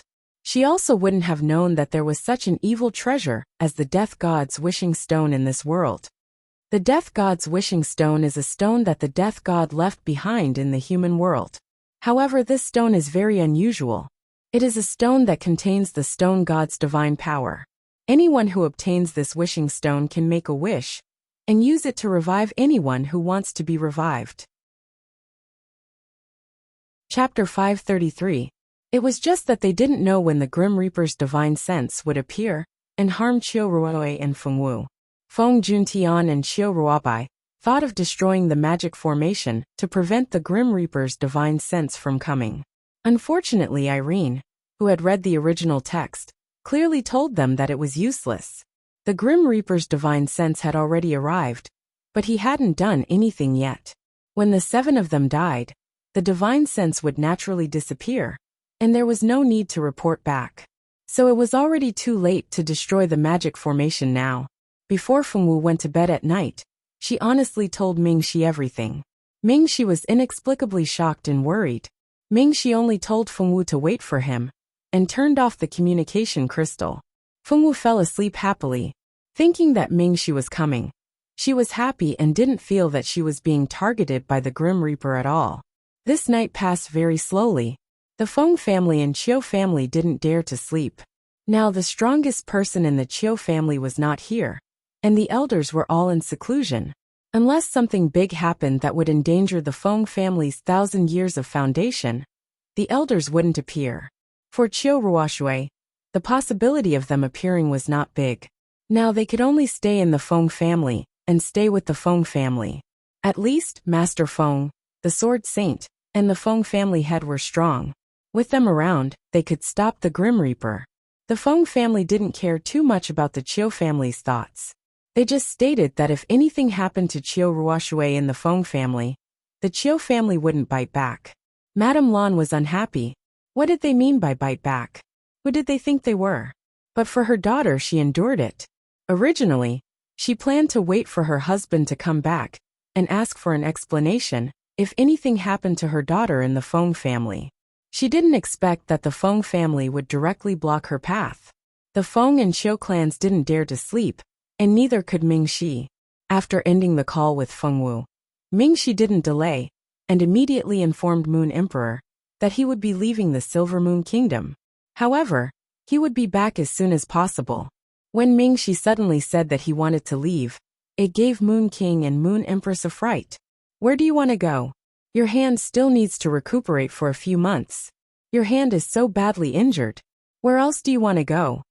The Moon Empress thought that her son was still angry with her, and was worried about her son's health. She felt bitter in her heart. Your mother is right. Your body hasn't fully recovered yet. If there's anything urgent, you can ask someone else to do it for you. If you're in the Silver Moon Ancient Kingdom, you can always find someone to help you. The Moon Emperor did not approve of his son going out at this time. Mingxi's hands were seriously injured. The heavenly official and the priest came out together, and it was not easy to save his arms. The last time he went out, his hand injury relapsed. He didn't dare to let his son go out again. Father, mother, I have something important to do. I must leave. Time is tight, so I can't say more. Wait for me to come back, and I will tell you in detail. Mingxi bowed deeply, and ignored his parents' calls. He immediately took Skycliff to the Silver Moon Ancient Kingdom's teleportation formation, and went to the ancient Eastern Kingdom. The Moon Emperor and Moon Empress couldn't stop their son in time. They could only watch as their son left. After Mingxi left, the Moon Emperor asked someone to ask about Mingxi's whereabouts. In the end, the guard guarding the teleportation formation said that Mingxi went to the ancient Eastern Kingdom. As for why Mingxi went to the ancient Eastern Kingdom, the Moon Emperor and Moon Empress didn't know. Fengwu was playing with little Yi in her room. She didn't know what was going on outside. Bao Bao stayed at home to play with little Yi. The two of them were playing happily. After knowing that Fengwu was plotted against so viciously, Bao Bao didn't feel good. Which bitch dared to ask for his master? Bao Bao immediately used his natural ability to divine. When he saw that there was nothing wrong, he was relieved. That was the god of death's divine sense. Although the god of death was only a god in the underworld, he didn't come out. But the god of death's divine sense was undeniably strong. In the human world, other than Star Hall and Notre Dame du Starlight, who else could stop it? Maybe the four great emperors could. Although the four great emperors weren't orthodox gods, they had the bloodline of the god prince. This bloodline was more noble than many gods. If one of the four great emperors made a move, it wasn't impossible to stop it. However, whether it was the four great emperors or the Star Hall and Notre Dame du Starlight, it wasn't very realistic. Those people weren't people who could be invited just because they wanted to. If Mingxi wasn't injured, he could come and try. But Mingxi hadn't officially inherited the position of emperor, and hadn't been baptized by the moonlight.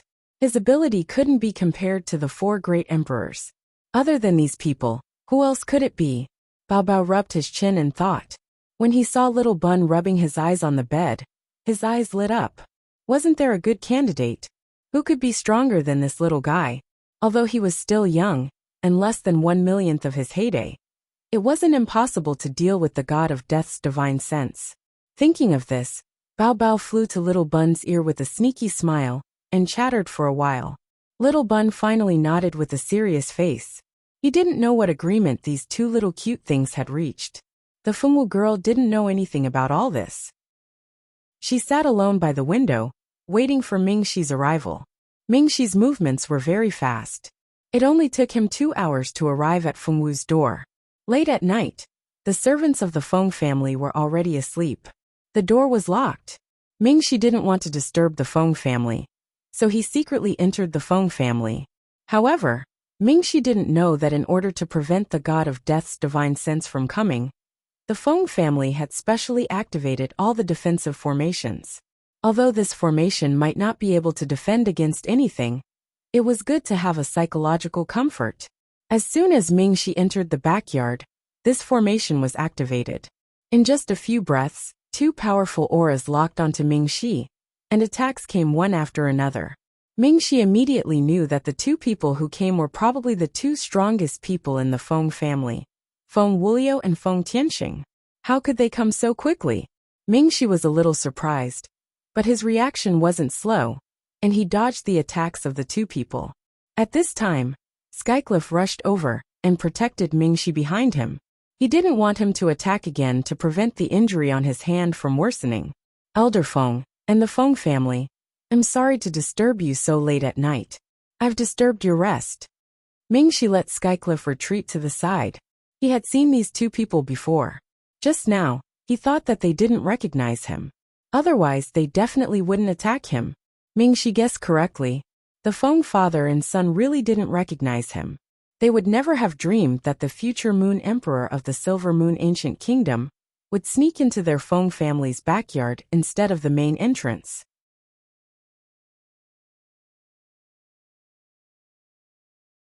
Chapter 534. He had seen these 2 people before. They probably didn't recognize him just now. Otherwise, they would never fight with him. Mingxi really guessed it right. The Feng father and son really didn't recognize him. They probably never dreamed that the future Moon Emperor of the Silver Moon Ancient Kingdom would sneak into their Feng family's backyard instead of going through the front door. Prince Mingxi. Under the faint moonlight, Feng Wuliu and Feng Tianxing finally saw the appearance of the person in front of them. Isn't this person Prince Ming, she whom we met last time? Feng Zi and Feng Tianxing were surprised. Fortunately, the father and son were not ordinary people. They quickly restrained their emotions and respectfully bowed to Mingxi. We didn't know your highness was here. Feng family didn't welcome you. I came suddenly. It has nothing to do with the Feng family, Mingxi said. The Feng father and son were curious about Mingxi's intention. Mingxi was also hesitating about how to explain to the Feng father and son why he came to this place. Skycliff stood quietly on the side, as if what happened now had nothing to do with him. As long as the Feng father and son didn't threaten Mingxi's safety, he didn't care about other things. The Feng father and son were still talking to Mingxi in the backyard. In Fengwu's room, a mysterious figure suddenly appeared that no one noticed. Only a rough outline of this figure could be seen. It could be seen that he was wearing a black cloak and holding a huge scythe as tall as a person. His whole body was hidden under the cloak. When he raised his head, he could only see a cloud of black mist under the cloak. He couldn't even see a human figure. Needless to say, this figure was the god of death's divine sense. This divine sense wasn't here to kill Fengwu, but to kill Qiu Ruoshui. Qiu Ruoshui didn't dare to stay alone because she heard the movement just now. She went to Fengwu's room and didn't go out no matter what. Fengwu just pretended not to see her. She sat on the bed and played happily with Little Bun. The Grim Reaper appeared and disappeared from Fengwu's room in less than a breath of time. It was as if he had never appeared. Not long after the Grim Reaper left, dark clouds gathered in the sky, and it began to rain heavily. The rain came suddenly, and the sound of lightning and thunder could be heard incessantly. Qiu Ruoshui was so scared that her face turned pale. She remembered the story she told. Wasn't the main character of the story struck to death by lightning? The Grim Reaper had come to take her away. That must be it. That must be it. The Grim Reaper is coming to take me away. I don't want to die. I don't want to die. Save me. Save me, Fengwu. I don't want to die. Brother, where are you? Where are you? Qiu Ruoshui was so scared that she threw herself on Fengwu's bed. She lifted the quilt and wrapped herself up. She hid under the quilt and cried. Qiu Ruoxue had always been an arrogant girl. She was not a girl who liked to cry. However, what she was facing now was too terrible. She was terrified. She was afraid that the Grim Reaper would really come to take her away. She was afraid that she would become one of those people when she thought of the death of others. Qiu Ruoxue thought of Ning Bai, who had put her in this situation. Ning Bai was her best friend when she was young. She had always cherished this friendship. However, Ning Bai betrayed her childhood friend without hesitation for a man. If the person Qiu Ruoxue hated most before was Fengwu, then Ning Bai was honored to push Fengwu down from the top of Qiu Ruoxue's blacklist in her heart. Qiu Ruoxue's character was very extreme. It could be said that she wanted someone to live if she loved someone, and she wanted someone to die if she hated someone. This kind of hatred made her hate someone to death. Now, Qiu Ruoxue hated Ning Bai to death. When they were in Mount Qiu, Qiu Ruoxue still had many doubts, puzzles and doubts. However, after various investigations, it was proved that the person who had hurt them was Ning Bai. Some people even saw Ning Bai go to Mount Qiu alone 2 days before the 8 of them went to Mount Qiu. She stayed there for a long time before coming down. Ning Bai's fiancé's body also disappeared mysteriously. Her fiancé's family also failed to find him after searching for a long time. It caused a big sensation in the local area. When Ning Bai's fiancé's body disappeared, some people even saw Ning Bai go to the graveyard. With all these things added together, Qiu Ruoxue couldn't find an excuse for Ning Bai even if she wanted to. All these proved that Ning Bai was the one who had hurt them, which made Qiu Ruoxue unable to suppress the hatred in her heart. She was sincere to Ning Bai and treated her as her best friend.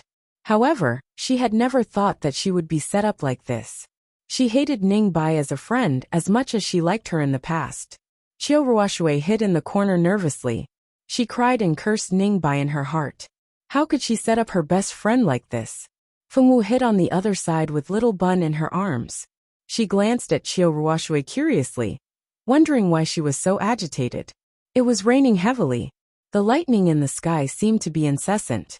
The whole sky was lit up by the lightning, as if it was daytime. The lightning was also very interesting. They were all concentrated in the sky above the Feng family. Such a strange scene certainly attracted some people's attention. Many people were paying attention to the situation in the Feng family.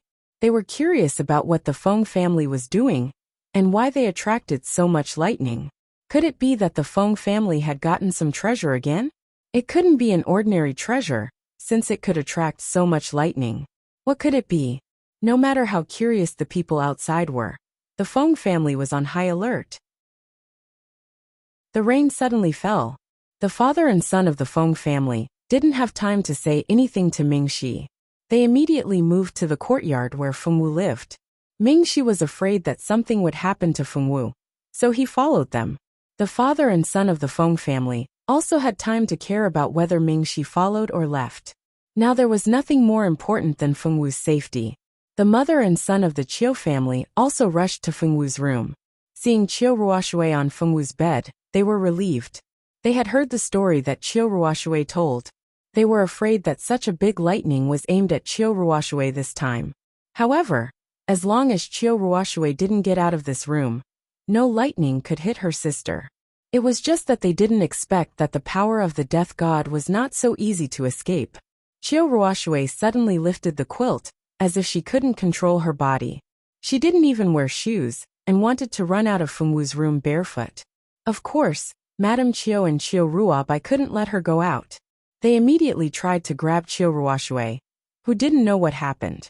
Who knew that Qiu Ruoxue seemed to be full of strength at this time. She pushed Qiu Ruobai and Madame Qiu against the door frame. The mother and son of the Qiu family didn't care whether they were injured or not and chased after her. As soon as Qiu Ruoxue came out of the room, she rushed into the courtyard. Chapter 535. The Feng father and son who were rushing oversaw a woman's figure running in the rain. The place she was running to was the place where the lightning was the most concentrated. Because the rain was too heavy, they didn't have time to confirm the woman's identity, and only wanted to stop her. Feng Tianqing made the first move and grabbed Qiu Ruoxue's shoulder with one hand. He thought it would be enough to stop Qiu Ruoshui. But who knew that as soon as he put his hand on her shoulder, he seemed to be bounced back by something. He couldn't even hold on for a moment, and retreated several steps. Seeing this, Feng Wuliu immediately rushed up and circulated all the dou qi in his body, wanting to stop her. However, it was still to no avail. Feng Wuliu's dou qi seemed to have hit something the moment it touched Qiu Ruoshui's body. It directly bounced back towards him. Fortunately, Feng Wuliu only wanted to stop her, and didn't want to kill her. Therefore, under his intentional resistance, he only retreated 5 steps, and didn't suffer any injuries. When Lady Qiu and the others chased over, they just happened to see Feng Wuliu being forced back. Then Qiu Ruoshui actually leaped towards the sky. At the same time, a bolt of lightning was about to land on her body. Mingxi had been following behind Feng Wuliu and the others, so he naturally saw what happened. When no one could stop Qiu Ruoshui, Mingxi made his move. He immediately tossed out a defensive demonic artifact. This demonic artifact was no ordinary artifact. Moon the Arch had specially found it for Mingxi to protect herself. It was made by a famous master alchemist from the Yinyu ancient nation. That master wasn't young anymore. Every work he made was a rare treasure. If it wasn't for Moon Emperor's sincere request, that master probably wouldn't have bought it.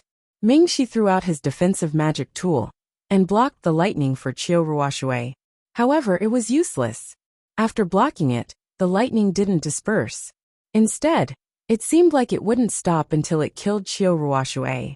One after another, it struck Qiu Ruoshui. Mingxi's defensive magic tool was a treasure, but it was also consumed like this.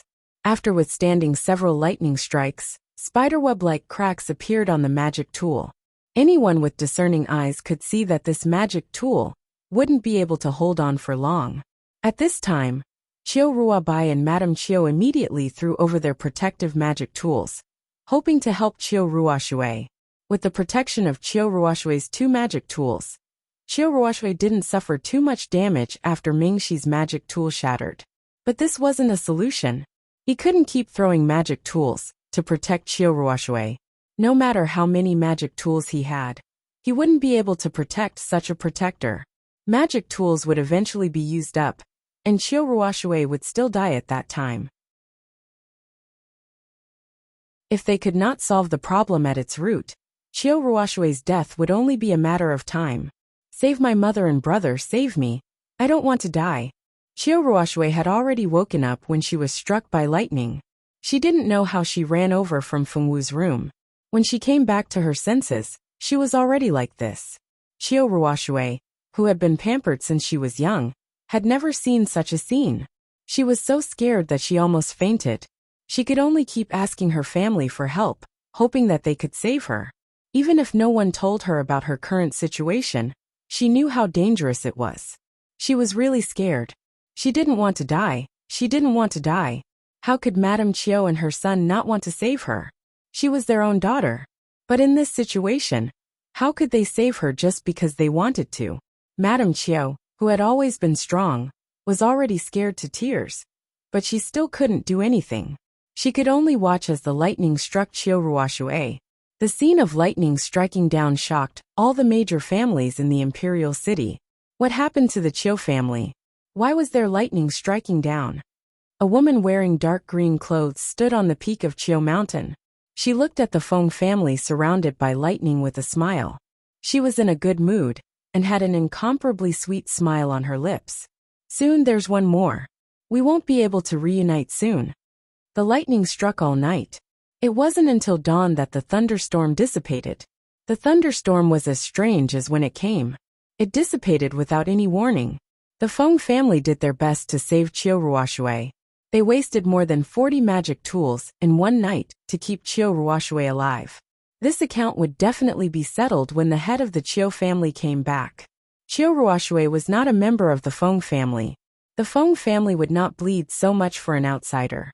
After this hellish night, Qiu Ruoshui finally kept her life for the time being. But it was not certain how long this life would last. After what happened last night, it could be said that everyone in the Feng family was in a state of panic.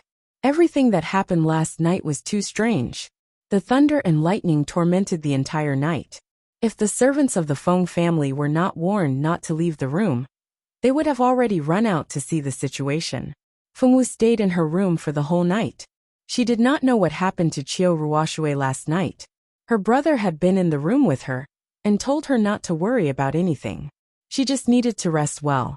The obedient Fengwu girl hugged Xiaoyi and slept in the room. Although the noise outside was so loud that it could kill, Fengwu could still sleep soundly by covering her ears with half of her breath. When Fengwu woke up, the first person she saw was not her son Feng Yi or her brother Feng Juntian, who had been accompanying her, but Mingxi, whom she had been missing. Fengwu blinked her big eyes. Dreaming. She rubbed her eyes foolishly and wondered if she had not woken up yet. Amused, Mingxi pulled down Fengwu's hand and gently pinched her fair face. Does it hurt? In order to not really hurt her, Mingxi pinched very lightly. It doesn't hurt, Fengwu said, and then suddenly said, so I'm dreaming. Fengwu girl came to this conclusion and then stared at the dreamer in front of her with sparkling eyes. Fengwu had also dreamed of Mingxi before, but the Mingxi in the dream did not feel so real. In such a realistic dream, Fengwu girl was so interested that she touched Mingxi's face with her small hands. What a realistic dream, Fengwu said seriously after touching Mingxi's face. Do you want to kiss me? Mingxi had the intention to tease her. Kiss. Fengwu thought about how Mingxi had touched her lips before. She always remembered that numbing feeling. Should she kiss him? Fengwu was a little hesitant, but she only hesitated for a short while before making up her mind. Yes. She nodded, her gaze extremely serious. Mingxi found it funny and took the initiative to move his face closer. Fengwu pursed her lips and kissed Mingxi's lips. Just as she was about to move away, Mingxi locked Fengwu in his arms and deepened the kiss. Fengwu was kissed until her head was dizzy. She secretly thought that this dream was amazing. Chapter 536. Ahem. It was unknown when Feng Juntian had walked in with a dark expression. The little sister that he had raised with great difficulty was about to be snatched away by a wolf. Feng Juntian was in an extremely bad mood. Prince Mingxi, grandfather invites you to the front hall. Feng Juntian was practically gritting his teeth as he spat out the word Xiang. Towards this bastard who wanted to kidnap his little sister, no matter what his status was, he could forget about giving him a good attitude. Mingxi had already let go of Fengwu when he sensed that someone had come in. However, Feng Juntian had still seen the scene of him kissing the little thing in his arms. Fengwu opened her large misty eyes, somewhat unable to understand what was going on. Why had Big Brother also entered her dream? Big Brother? Fengwu's black eyes were filled with confusion. Feng Juntian walked to the side and pushed Mingxi away without a trace. Then, he sat by the bed and stroked Fengwu's head. I've already asked Qing to bring little Yi to mother. You must not have slept well last night. If you're still tired, sleep a little longer. Big Brother will keep watch outside the door. When speaking to his little sister, Feng Juntian, who had always appeared cold and hard in front of outsiders, actually spoke so gently. This caused those who had seen Feng Juntian before to drop their jaws in shock. I'm hungry. Rubbing her eyes, Fengwu finally confirmed that she was not dreaming. She rubbed her flat little stomach and said pitifully, Big Brother has already asked someone to prepare your favorite breakfast. Do you want someone to bring it over now? Feng Juntian stroked Fengwu's head, his eyes filled with affection. Mingxi. N. Fengwu nodded her head heavily. Fengwu's gaze involuntarily drifted to Mingxi. Mingxi smiled faintly, his smile filled with gentleness and affection. You eat first. I'll come find you later, Mingxi said. Okay. Fengwu nodded obediently. Mingxi left Fengwu's room with satisfaction and went to the hall to look for her. After watching Mingxi leave, Fengwu looked at her big brother eagerly, begging him to feed her. This cute little look almost melted her big brother's heart. At the same time, he made up his mind to keep Xiao Wu for a few more years. He couldn't let Mingxi marry her so easily. His sister was still very young. In the hall, Feng Wuliu and Feng Tianxing were already sitting there waiting for Mingxi. Last night, everyone was exhausted. After a whole night of work, everyone was tired and hungry. Before Fengwu woke up, The Feng family had ordered the servants to make a table full of food to replenish their energy. When Mingxi ate with everyone, he expressed that he and Feng Wu were currently in a relationship. Feng Wuliu still remembered how stupid his reaction was when Mingxi said that he and Feng Wu were lovers. Even in his dreams, he would never have thought that his granddaughter, who had never been a talent, would attract the attention of the future Moon Emperor of the Silver Moon Ancient Kingdom. This Silver Moon Ancient Kingdom was one of the 4 great empires. Prince Mingxi's taste wasn't low. Why would he take a fancy to his granddaughter? Pei. What was he thinking? His Feng Wuliu's granddaughter was naturally very good. The bad reputation in the past was just some shameless slander. His family Xiaowu was very good. Although he made some psychological preparations in his heart, Feng Wuliu still didn't think that Mingxi would really take a fancy to Feng Wu. After all, no matter how the bad reputation came about, Xiaowu's bad reputation was a fact. Even he, her grandfather, couldn't change this fact. The Feng family was suspecting whether this prince, who had always been clean and honest, really liked Feng Wu, or if it was just a spur of the moment. If it wasn't true, with his identity as the prince of the Silver Moon Ancient Kingdom, it really wasn't suitable to associate with Feng Wu. With Feng Wu's temperament, if she went to the imperial family, he was really afraid that something would happen. Although Feng Wu was a lot more well-behaved now, he was still worried. Feng Tianqing was also worried. That was his daughter. He had raised her since she was a little girl. Although his daughter wasn't close to him since she was young, she was still his daughter. There was no reason not to dote on her. Feng Wu was a woman who had given birth to a child. Although the child's identity wasn't ordinary, outsiders didn't know about it. The Elf King's identity definitely couldn't be spread. In the eyes of outsiders, Feng Wu naturally wasn't worthy of the outstanding Mingxi. If his daughter really got together with Mingxi, how much pressure would she have to bear? Thinking about Xiao Wu's sensitive and somewhat sharp temperament since she was young, although it was a lot better now, who knew if it would change back?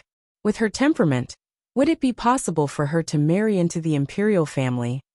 Feng Tianqing was very doubtful. After Mingxi explained his relationship with Feng Wu, he went to accompany Feng Wu. He didn't even give them a chance to ask clearly. The father and son endured for a long time. But in the end, they couldn't hold it in anymore. They called Feng Juntian to invite him out of Feng Wu's room. This time, Mingxi entered the hall and talked for a long time with the father and son of the Feng family. In the end, the father and son still came to an agreement. Children and grandchildren had their own fortune.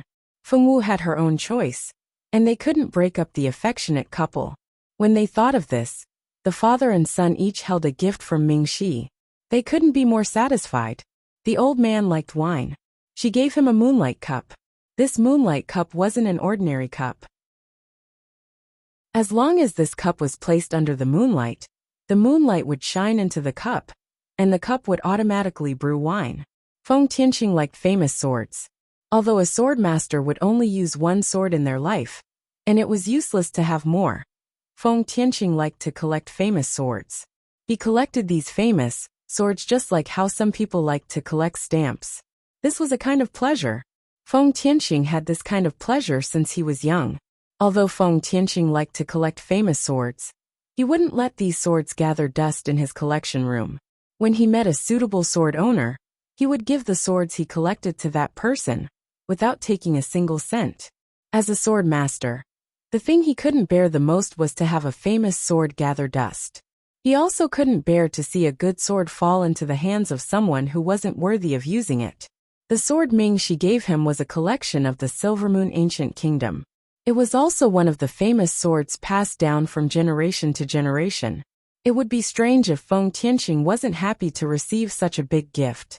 Although the two of them later agreed to Mingxi and Feng Wu's matter, part of the reason was because of these two delightful gifts. However, the main reason was that Mingxi showed them his sincerity. His eyes and the sincerity in his words let them know that Mingxi was serious about being with Feng Wu. No matter what the future would be, since these two young people had already decided and Feng Wu didn't oppose, they would let them try. If the people of the Silver Moon Ancient Kingdom didn't accept Xiao Wu, they would bring Xiao Wu back home and find another suitable marriage for her.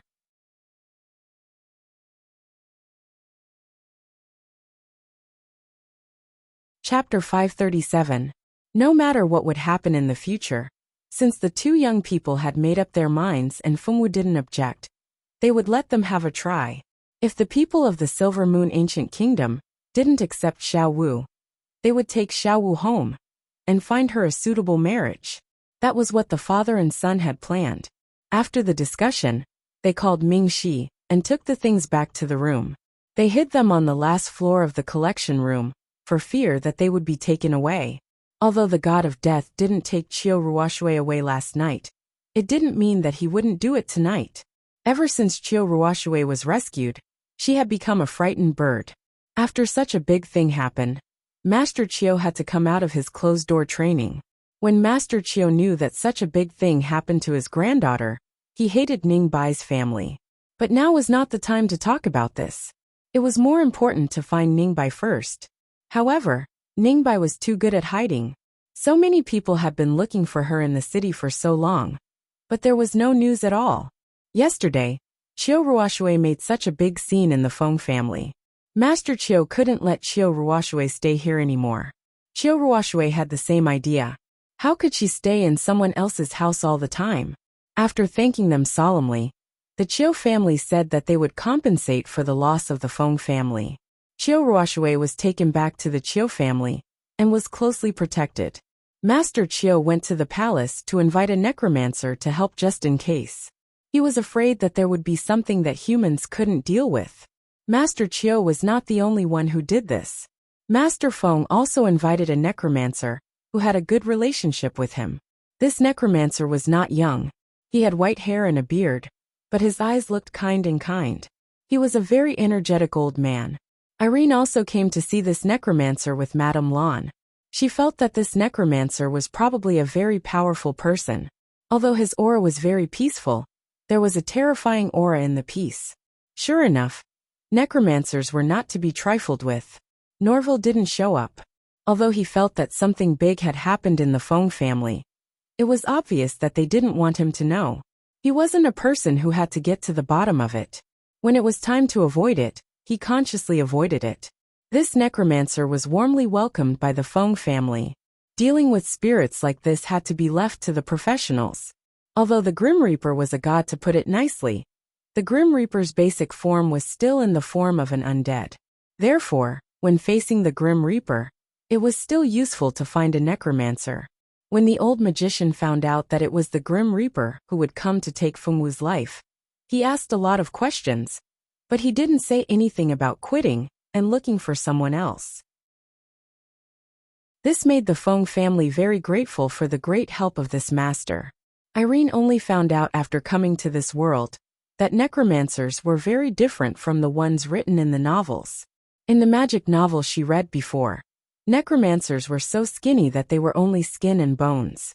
Their temperament was eccentric, and the staff in their hands was made of skeletons. They were often covered in a black cloak, and when they used necromancy magic, a black power would fly out and turn people into a pile of bones. In fact, necromancy magic was not so exaggerated. The necromancy magic in this world was divided into black magic and white magic. White magicians helped the undead to fulfill their wishes, purified the undead, and helped them reincarnate.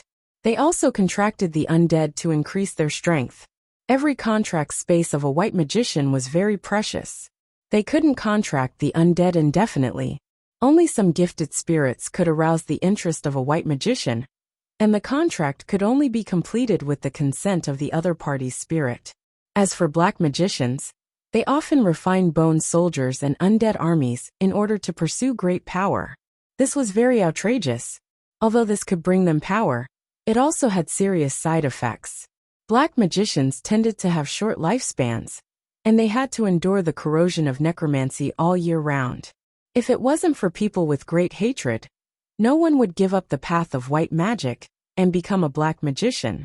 The terrible existence of black magicians could be said to be the public enemy of the continent. Irene had been here for so long, but she had only heard of it once. She had never seen it at all. Now that she had met a powerful necromancer, Irene asked a lot of questions out of curiosity, and this powerful necromancer answered them patiently. Just as the books said, Those who could become necromancers weren't bad people. Of course, there were some exceptions. No matter which profession it was on the continent, they wouldn't dare to say that they were all good people. Necromancers were no exception. While the people outside were frantically searching for Ning Bai, the necromancer named Ibelin told them a lot of basic necromancy knowledge. He also told them a lot about the Grim Reaper. The Grim Reaper was a deity in charge of the life and death of humans. This deity had no emotions. The Grim Reaper had a book of death in his hand. The book of death would clearly record the time and method of death of all humans. In principle, the Grim Reaper didn't have to go out of his way to steal a human's soul. After all, the Grim Reaper was a deity, and he wouldn't lower himself to steal a human's soul. Therefore, in novels, the Grim Reaper harvesting a human's soul with a sickle wouldn't appear in this world. This was because when a person's life ended was recorded in the Book of Death. As for dead souls, unless they had a powerful obsession in their hearts, they would be summoned by the underworld and take the initiative to enter the underworld. Therefore, the death god didn't need to personally bring souls to the underworld. Although the life and death of a human was determined at birth, it wasn't impossible to change one's fate. As long as one had the opportunity, they could change their fate and extend their life. In the realm of gods, there was a book called the Book of Fate. The Book of Fate recorded the fate of all humans. Unless someone could ascend to the realm of gods, their name would always be in the Book of Fate. The Book of Fate had always been in the hands of the god of fate. It was said that this god liked to sleep the most, and when he woke up, he would read the fate of others in the book. He was a very interesting god. However, although the god of fate was in charge of the Book of Fate, he would never change the fate of others. He would only read, but never interfere with the fate of others. No matter how miserable a person's fate was in the book, the god of fate wouldn't care about it. Similarly, no matter how powerful a person's fate was in the Book of Fate, the god of fate wouldn't care. The fate in the Book of Fate wasn't unchanging. Someone had once changed their fate in the Book of Fate, but that person didn't know about it. There were many examples like this. Unless that person could ascend to the realm of gods and meet the god of fate, they would never know what their original fate was.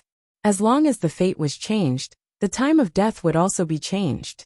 Therefore, the Book of Death was actually affected by the Book of Fate. Chapter 538. There were many examples like this. Unless that person could ascend to the divine realm and meet the god of fate, they would never know what their original fate was. As long as one's fate was changed, the time of death would also be changed. Therefore, the Book of Death was actually affected by the Book of Fate. This was the first time Fengwu and the others had heard about these two books. They also just learned that these two books existed in this world.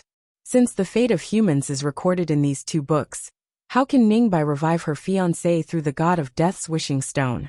Irene asked curiously.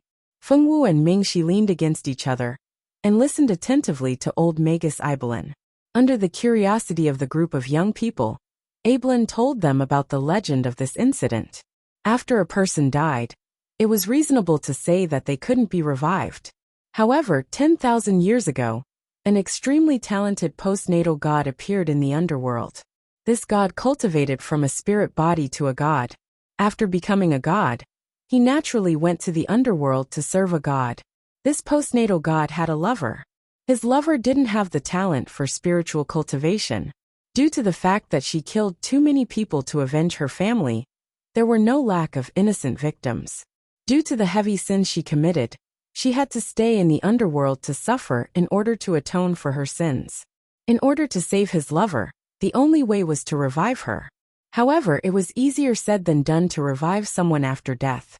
A spirit body, without the talent for spiritual cultivation, would never be able to condense a physical body.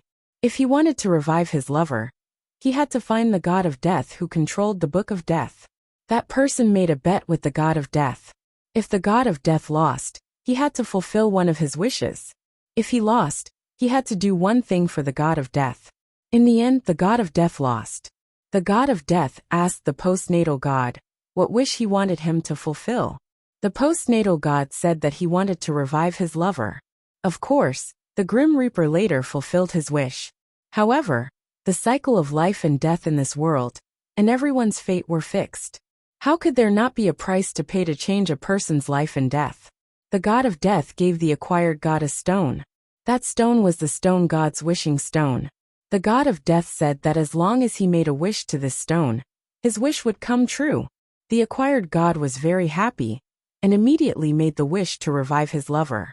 A day later, the acquired god's lover was revived, but the acquired god's family members died one by one without him knowing. Originally, because he had already become a god, his family, under his protection, also had a long lifespan, so it was impossible for them to die so early. However, death did not tell him that everything in this world came with a price. If he wanted his lover to live, someone had to die in her place. This was the law of equivalent exchange. If you want to get something, you have to pay in double. This was the rule of the world. When the acquired god found out that 7 of his family members in the human world had suddenly died, and the ones who had died were the ones he valued the most, he went to find the Grim Reaper.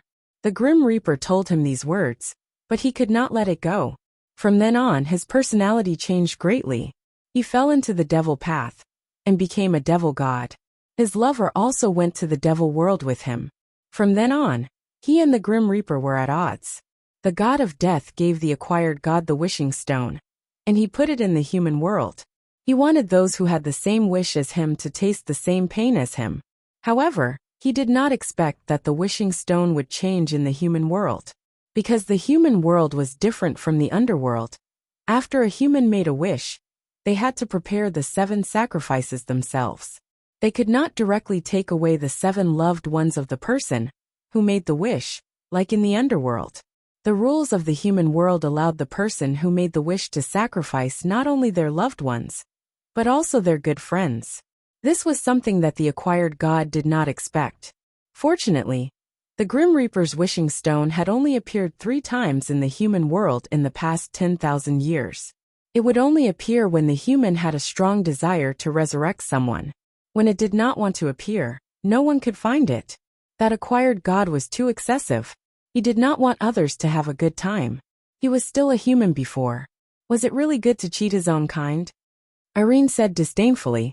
She did not have a good impression of the protagonist of that person's story. Irene complained a few words. Everyone in the hall sat together and listened to the story quietly. For a moment, they all sighed endlessly. That acquired god wanted to resurrect his lover. It was not wrong. Unfortunately, he did not know that life and death in the human world was fixed. If you want to get something, you naturally have to pay a price. The Grim Reaper did not tell him about this matter at the beginning. This was also the important reason why the acquired god fell into the devil world. Finally, the acquired god fell into the devil world and threw the wishing stone into the human world. He wanted to cheat others and let others suffer the same pain as him. This kind of thought was somewhat sick. Because of his actions, many innocent people were harmed. Even Fengwu almost lost her life. Just this point alone made the people here unable to sympathize with him. When I heard my teacher tell me this story, I also did not think it was true. Even the Grim Reaper's wishing stone was just a story. I did not expect to see the truth of this story today. Ibert sighed. In the past, he only thought it was a story. He did not expect that the story was not just a story. Since the Grim Reaper's wishing stone had appeared, then the acquired god in the story most likely also existed. Master Ibert, what should we do now to stop the Grim Reaper from taking Xiaowu away? Mingxi asked. Before we find the one who made the wish, I can only do my best. You must find the one who made the wish as soon as possible. Only when the one who made the wish dies will this matter be truly resolved. Ibert paused for a moment and continued. Before we find the one who made the wish, I can only do my best to stop the Grim Reaper's divine sense from taking her away. These are all weapons that are effective against the undead. Hold them in your hands. Later, I will use the psychic potion to open your eyes, so that you can temporarily see the existence of the undead. I hope that we can all work together to save Xiaowu's life, before we find the one who made the wish. Even Ibert was not completely confident in this matter. The one who came to take Fengwu away was none other than the Grim Reaper. Although it was only a divine sense, no one dared to underestimate it. They could even pat their chests and say that this matter would be resolved. Ming-Shi and the others each took a weapon that was effective against spirits. The Grim Reaper's divine sense also appeared in the form of a spirit. Ordinary people could not see its existence at all. Only necromancers could do something about this kind of thing. Ibert set up many formations in the Feng residence that specifically targeted the undead, hoping to prevent the arrival of the Grim Reaper's divine sense. Chapter 539. The God of Death's divine sense appeared in the form of a spirit. Ordinary people couldn't see it at all. Only necromancers could deal with it. Abalin set up formations in many places in the Feng family to deal with the undead, hoping to stop the arrival of the God of Death's divine sense. The entire Feng family was busy the whole day, and so was the Chiu family. No one dared to relax at this time. When it was close to evening, they suddenly heard that someone had found traces of Ningbai. The people they sent out had locked onto Ningbai's location. Although they hadn't found the specific location yet, they had a certain range. When Feng Juntian heard the good news, he immediately led people to that area to search thoroughly, hoping to find Ningbai as soon as possible. Although Ming-Shi wanted to go, he was more worried about Fengwu, so he sent Tianya to help. Although Tianya wanted to stay and protect Ming-Shi, he had to listen to Ming-Shi's orders. After Skycliff and Feng Juntian left, all the servants were sent back to their rooms and were not allowed to come out. The battle with the God of Death was very dangerous. These people couldn't do anything even if they stayed, so it was better to send them away as soon as possible. In the entire Feng family, only Madame Lan was still in the dark. Aaron was arranged by the head of the Feng family, Feng Tianxing, to accompany Madame Lan. He was afraid that she would cry earth-shatteringly if she knew the truth. If Madame Lan knew that Fengwu was targeted by the God of Death, she would probably cry her eyes out. It was already a special time. No one had the time to comfort the crybaby Madame Lan, so it was better to keep it a secret from the beginning. Night came. The first half of the night passed without any danger, but the second half of the night passed in fear. Starting from the second half of the night, thunder and lightning flashed outside the room. Almost all the thunder and lightning in the Imperial City were concentrated in the Chiu family. The thick layer of thunder and lightning could make people faint. The Chiu family also enjoyed the same treatment as the Feng family. They spent the second half of the night being struck by thunder and lightning. Chiu Ruoxue was able to survive this time, because Old Master Chiu had invited the Chiu family's sacred weapon out. Only then did she survive. However, her life was saved. The 2 consecutive scares had already exhausted Chiu Ruoxue mentally and physically. She no longer had the extra energy to shout and scream as usual. Instead, she had a high fever when the thunder and lightning subsided. Her body temperature was high and didn't go down.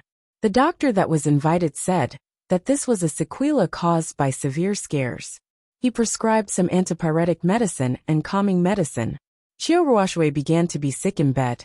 However, regardless of whether she was sick or not, the crisis of death could not be resolved. In order to save Chiu Ruoxue, the Chiu family had paid a great price. It was not easy to get through last night. Whether they could get through tonight depended on luck. It was impossible for the Chiu family to lose half of their fortune for Chiu Ruoxue. At that time, it was unknown whether Chiu Ruoxue could be saved. The Chiu family would definitely suffer a great loss. Which aristocratic family didn't have enemies? This matter could very well become an opportunity for their enemies to deal with them. For the future of the Chiu family, the Chiu family was very likely to sacrifice Chiu Ruoxue. Madame Chiu also knew about this matter. However, as a woman, she couldn't do anything. She couldn't disobey her father-in-law. Moreover, she couldn't give up the Chiu family's fortune for her daughter. Even if they felt sorry for their daughter, they had to let her go. If they couldn't find Ningbai today, their daughter would definitely die. There was this kind of thunderstorm for 2 consecutive days. Moreover, there was thunder and lightning. Yesterday it struck the Feng family. Today it struck the Chiu family. What was going on? All the aristocratic families in the Imperial City began to talk about it. This thunder and lightning was clearly abnormal. Looking at the way it struck, it clearly had a target. What could it be? No one expected that at this time. What Ningbai did would be spread by a servant of the Qiu family. After knowing the truth, everyone was in an uproar. Especially the 5 aristocratic families whose daughters had died. They all wouldn't give up on the Ning family. The Ning family was suppressed like never before. Even if they expelled Ningbai from the family, it was useless. The Ning family's business, and their children and grandchildren, were all suppressed to the point that they couldn't breathe. The whole Ning family was ruined because of Ningbai. Now, not only the victims' families, but also Ningbai's own family members hated Ningbai the most. Ningbai had harmed the whole family for her own selfishness. He wondered if Ningbai would regret her decision after knowing this. In the Ning family, Ningbai's parents were also condemned by everyone, who asked them to give birth to such a troublemaker like Ningbai, who harmed the entire family. Ningbai was originally very popular because of her talent, cute appearance, and lively personality. Everyone in the Ning family loved her very much. However, no one expected that this girl, who they loved dearly, would bring so much harm to the Ning family. No matter if it was the older or younger generation of the Ning family, they all wanted to kill Ningbai to save the Ning family's business that was in danger. The Ning family wanted to send people to look for Ningbai, but they found out that the Ning family was all under the control of the Qiu family. The Ning family had the best relationship with Ningbai. The few people who had the deepest blood relations with her were all taken to the city wall. Qiu Ruabai stood on the city wall and ordered people to spread the news that Ningbai's family was captured by the Qiu family. They wanted Ningbai to show up in exchange for her family's safety. If Ningbai didn't show up before sunset tonight, all the people close to her in the Ning family would die. Qiu Ruabai thought that when Ningbai chose her friends as the sacrificial offerings, she didn't choose her parents. This proved that her family was very important to her. Therefore, Qiu Ruabai didn't want to give up hope. He hoped that Ningbai would show up after hearing the news. Now only by killing Ningbai could Qiu Ruashui be saved. The Qiu family had decided to give up on this sister. As Qiu Ruashui's brother, Qiu Ruabai couldn't watch his sister die. He had to fight for it. That was why the Ning family was surrounded and Ningbai's family was captured. If Ningbai didn't show up, Qiu Ruabai would kill everyone in the Ning family to accompany his sister. Qiu Ruabai's idea was good, but he underestimated the importance of Ningbai's love. In Ningbai's heart, love was above all other feelings. She could give up anything for the person she loved, but she would never throw herself into a trap for her parents. Besides, Ningbai didn't know that her husband was captured. She was busy avoiding the people sent by the Feng family. If she was careless, she might be killed by the Feng family. She couldn't die. She hadn't married the person she loved. She couldn't die. Because of this belief, Ningbai escaped from the Feng family's guards again and again. Feng Juntian and Skycliff chased after her. Although Ningbai was very careful, she still accidentally exposed herself. Feng Juntian and Skycliff chased after her with their swords. Ningbai ran forward with all her strength. Her physical strength was weaker than a man's. Soon she was exhausted. Chapter 540. Besides, Ningbai didn't know that her husband was captured. She was busy avoiding the people sent by the Feng family. If she wasn't careful, she might be killed by the Feng family. She couldn't die. She hadn't married the person she loved yet. She couldn't die. Because of this belief, Ningbai escaped from the Feng family's guards time and time again. Feng Juntian and Skycliff chased after her. Although Ningbai was careful, she still accidentally exposed herself. Feng Juntian and Skycliff chased after her with their swords. Ningbai ran forward with all her might. Her stamina wasn't as good as a man's. Soon she was exhausted.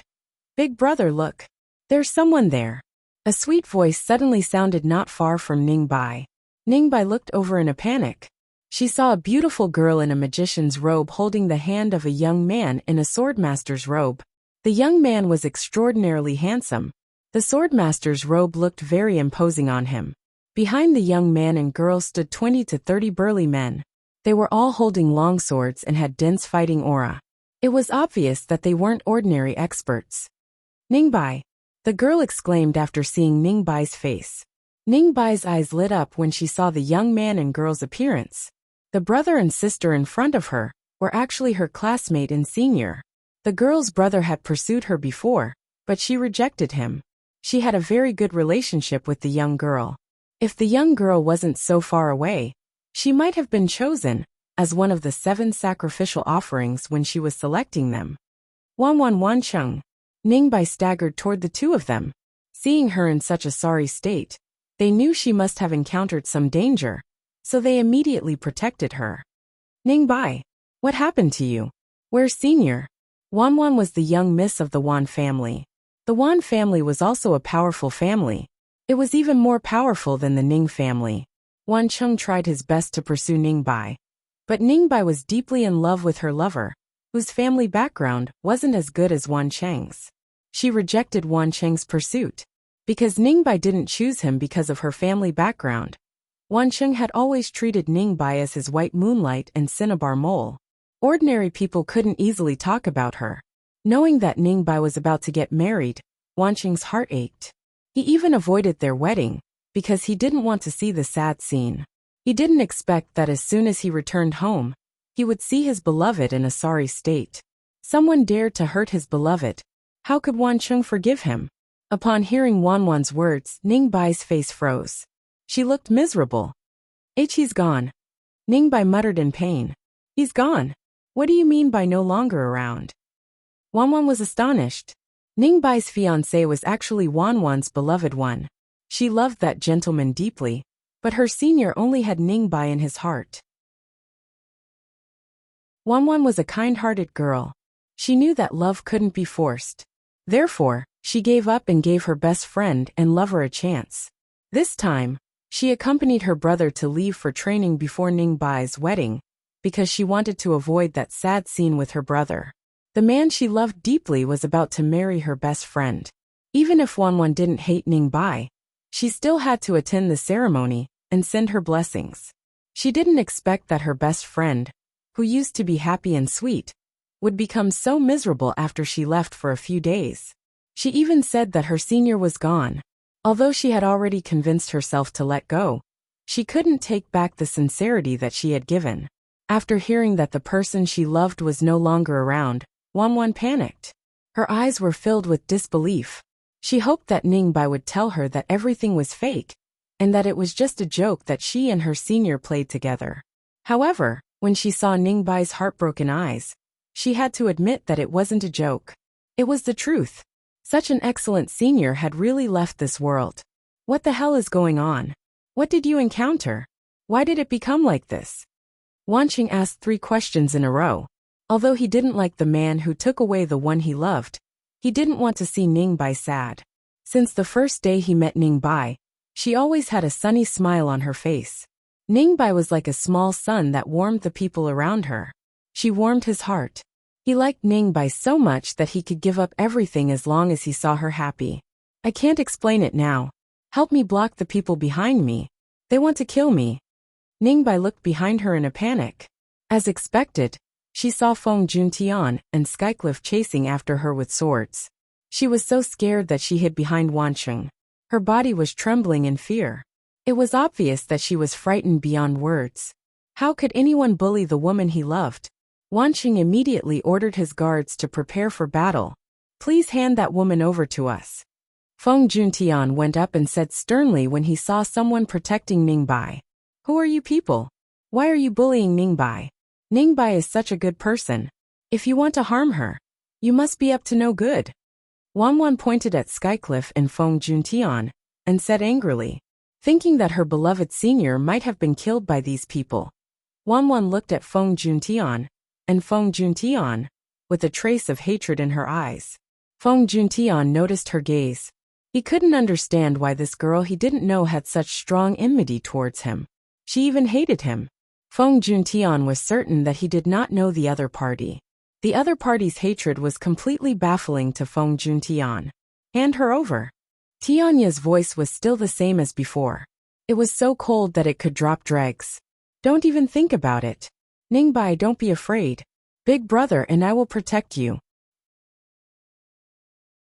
Wanwan was afraid that she would be scared, so she comforted her softly. In Wanwan's heart, Ningbai was a girl who needed protection and love. As a friend, Wanwan had always protected Ningbai. Who are you? Why do you want to kill Ningbai? Wanqing asked. I am the Feng family's Feng Juntian. As for why I want to kill her, this woman has harmed many innocent lives for her own selfish reasons.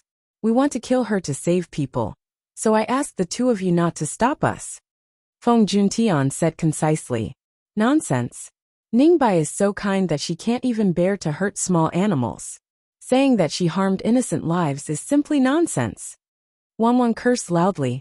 It doesn't matter if you believe it or not. You must hand her over. Otherwise, more people will die because of her. Feng Juntian pointed his sword at Ningbai with killing intent in his eyes. This woman dared to harm his little sister. If he didn't kill her, it wouldn't be enough to quell the anger in his heart. As long as he killed this woman, the death god's consciousness would disappear. Only then would Xiaowu be truly safe. No matter what the reason was in his heart, Ningbai had to die. Chapter 541. This woman dared to harm his little sister. If he didn't kill her, he wouldn't be able to quell the rage in his heart. As long as he killed this woman, the death god's consciousness would disappear, and Xiaowu would be truly safe. No matter what the reason was, Ningbai had to die in his heart. You want to harm Ningbai in front of us? Don't even think about it.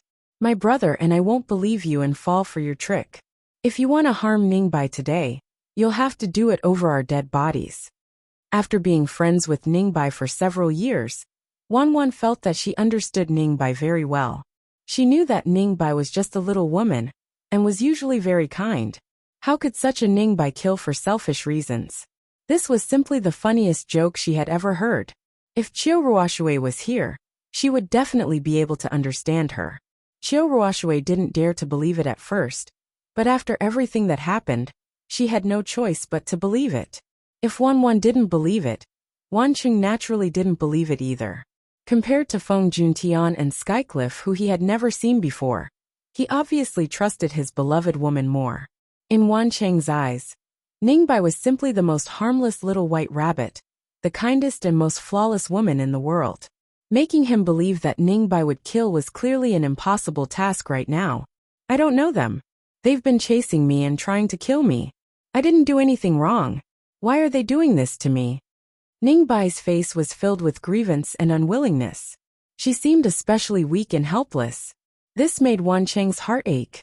Thinking about how the two people in front of him caused his beloved woman so much pain, he simply wanted to kill them and take revenge for his beloved woman. In order to revive your fiancé, you used the soul sacrifice formation to sacrifice the souls of 7 of your good friends. You want your fiancé to come back. Because of you, 5 innocent girls have already been taken away by the death god. You deserve to die the most, because you shouldn't have implicated my sister. In order to save my sister, you must die. Feng Juntian said. Feng Juntian's words stunned the Wan siblings. What did that mean? What did he mean by sacrificing the souls of her good friends? What did he mean by wanting to revive her fiancé? Could it be what they thought it meant? Although the Wan siblings were momentarily stunned by Feng Juntian's words, they quickly protected Ningbai. If they hadn't seen it with their own eyes, they wouldn't have believed that Ningbai could do such a thing. Don't talk nonsense. I've known Ningbai for so many years. How could I not know what kind of person she is? Don't throw dirty and smelly things at her. Wanwan glared at the two of them. She didn't believe that the pure and kind Ningbai would do that. Since it doesn't make sense, let's just do it. We don't have much time. Skycliff said. If it wasn't for Feng Juntian's presence, Skycliff would have definitely lost his patience and made a move long ago. Why would he stand here for so long without making a move? Feng Juntian had already lost his patience. They really didn't have much time. If they didn't kill Ningbai as soon as possible, who knew what would happen tonight? What if the Grim Reaper came for his Xiaowu? When the Wan siblings saw that they were about to make a move, they immediately ordered the people behind them to surround Feng Juntian and Skycliff, while the siblings left with Ningbai. The guards swarmed forward, wanting to stop the two of them. Feng Juntian had Skycliff deal with these people, while he immediately chased after the three of them. The Wan siblings wanted to bring Ningbai back to the Wan family, but Ningbai refused. Instead, she wanted to run toward the remote and complicated terrain outside the city. The Wan siblings wanted to bring her back to the Ning family, but she didn't accept. The Wan siblings had no choice but to follow Ningbai into the forest, hoping to shake off the people behind them. Although Wan Cheng hadn't fought with Feng Juntian and Feng Juntian, he could feel how powerful the two of them were from their auras. If it was only one of them, he might be able to fight. However, Wan Cheng wasn't sure if he could win against the two of them together. Ningbai wasn't willing to go to the Wan family, nor was she willing to return to the Ning family. This made things difficult for the Wan siblings, so they could only follow Ningbai. Unlike the Wan siblings who didn't know what Ningbai was thinking, Ningbai knew what she needed to do. She only needed to stall for time. As long as she could stall for time, Fengwu and Qiuruoshui would definitely die. As long as the two of them died, the person she loved would be able to come back to life. As long as he could live. So what if she betrayed the whole world? She didn't need any friends. She only wanted him to stay with her forever. Ningbai's thoughts were simple, but she didn't think about how unfair it was to others. She didn't think about how it would hurt her friends who truly cared about her. Ningbai didn't care about any of this. She had always been a girl who treated love as her life. If she lost love, her life would gradually wither like a flower. She had unintentionally picked up the death god's wishing stone in a cave behind Autumn Mountain after she had been heartbroken. That day she planned to commit suicide. There were too many people watching her at home, so it wasn't easy for her to die. However, it was much easier for her to die outside. She didn't expect that she would pick up the stone that changed her fate in the cave when she was about to commit suicide. She didn't know why, but when she passed by the stone, she had a strong desire to pick it up. When she picked up the stone, a lot of information naturally appeared in her mind, including the identity of the mysterious stone and the guardian town. After knowing the way to revive her lover, she gave up the idea of committing suicide. Ningbai made a wish to the death god without hesitation. She didn't think about choosing the 7 sacrifices from her family. Although Ningbai loved her fiancé to the point of madness, she wasn't so cold-blooded as to sacrifice her parents. From the beginning, she set her eyes on Fengwu and the others. Fengwu and the others were her friends who cared about her the most after the incident. They were ready-made sacrifices, so she naturally had to use them. Later, Ningbai planned everything. She lured everyone to Autumn Mountain for a walk, and then led them to the trap she had set. She had done so much, and she was about to succeed. Because Qiuruoshui and Fengwu were her 2 best friends since she was young, she still wanted to secretly send them on their last journey and complete their friendship. Later, she didn't know what went wrong, but everything she did was discovered. She realized that many people were looking for her. She knew that she couldn't be found. Once she was found, everything would be over. Her lover couldn't be saved. The Wan siblings didn't know what Ningbai was thinking. They only wanted to take Ningbai and escape from Feng Juntian and Skycliff's pursuit. They didn't know that their precious friendship was just a tool to revive her lover in Ningbai's heart.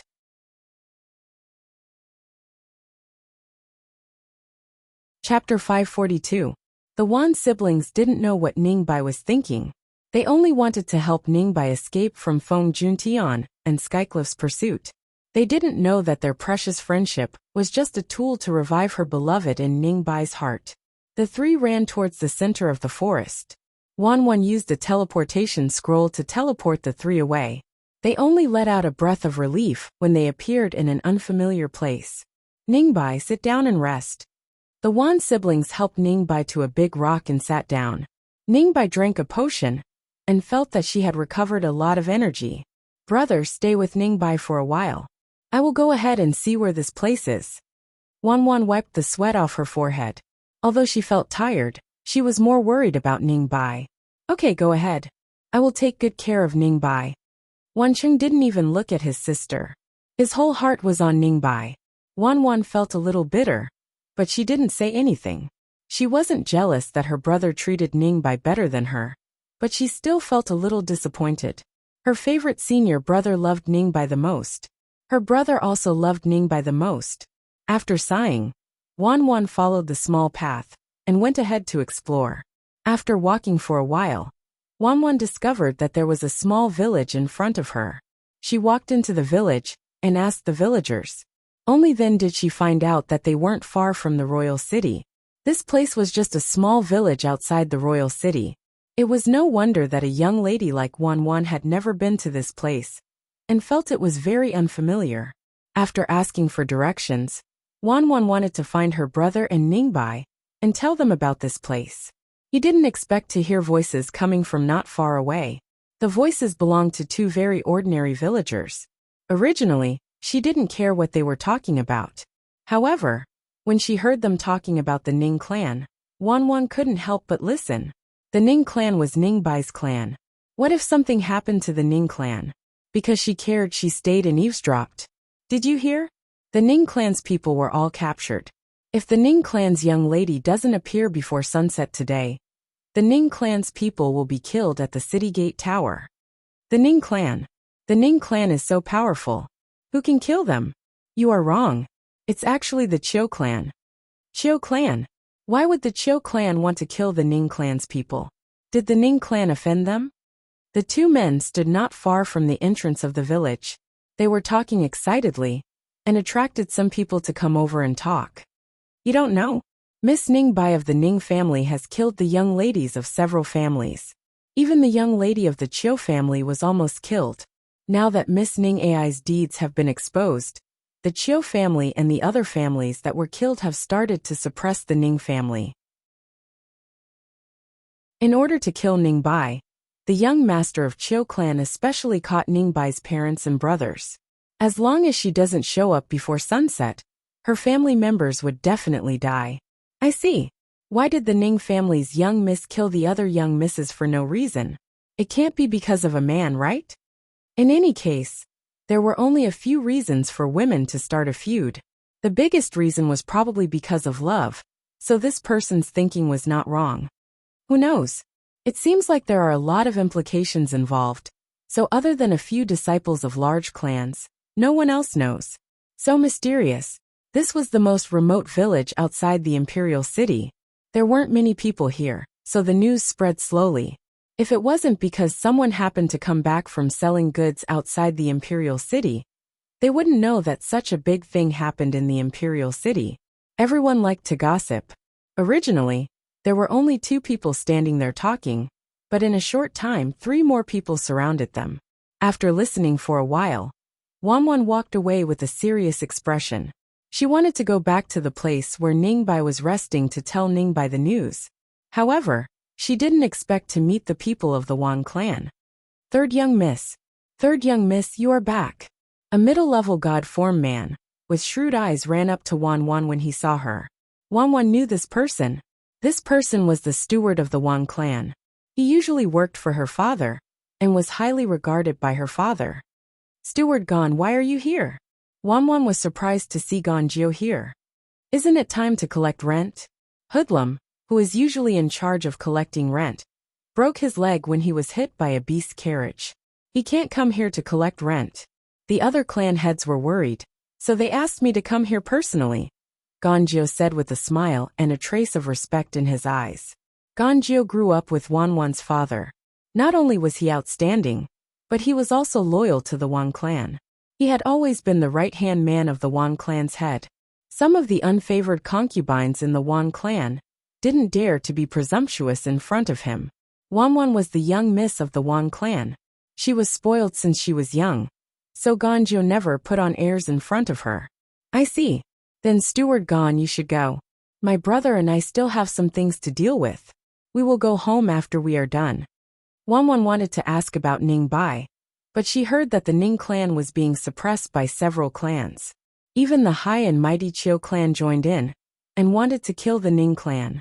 She didn't know why, but she felt that she couldn't tell Gonjio about her encounter with Ningbai. Otherwise, Ningbai would be in danger. After sending Gonjio away, Wanwan carefully looked around to make sure no one was following her. Then, she ran back to Ningbai's hiding place. However, Wanwan didn't know that her actions had aroused Ganjio's suspicion, while she was carefully avoiding the crowd. Ganjio pondered for a moment, and immediately followed her. When Wanwan returned, Wancheng was taking out a lot of food for Ningbai.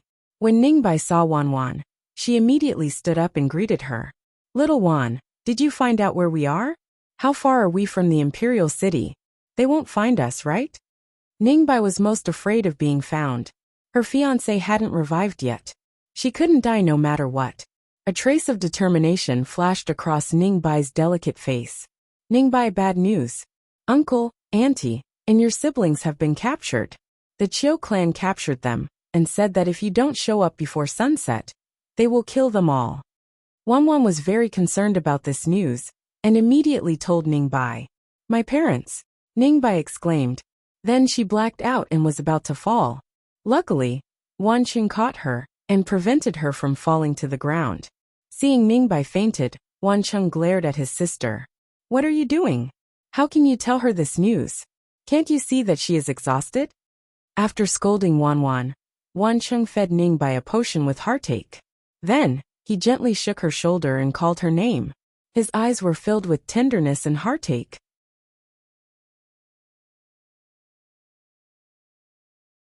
Chapter 543. Seeing Ningbai pass out, Wancheng glared at his sister. "What are you doing? How can you tell her this kind of news? Can't you see that she is exhausted?" After scolding Wanwan for a while, Wancheng fed Ningbai a potion with heartache. He shook her shoulder gently and called her name. His eyes were full of tenderness and heartache. Wanwan lowered her head, feeling wronged. It was such an important news, and it was related to Ningbai's parents. How could she pretend that she didn't hear it? If Ningbai didn't know the news until her uncle and aunt were really in trouble, she would blame herself. She didn't do anything wrong. Everything she did was for Ningbai's sake. But her brother blamed her for telling Ningbai and making her worried and sad. Wanwan had never felt so wronged before. Her brother was no longer the same person who would fight with other children for her sake. Wancheng's whole heart was on Ningbai now. He didn't care what Wanwan was thinking.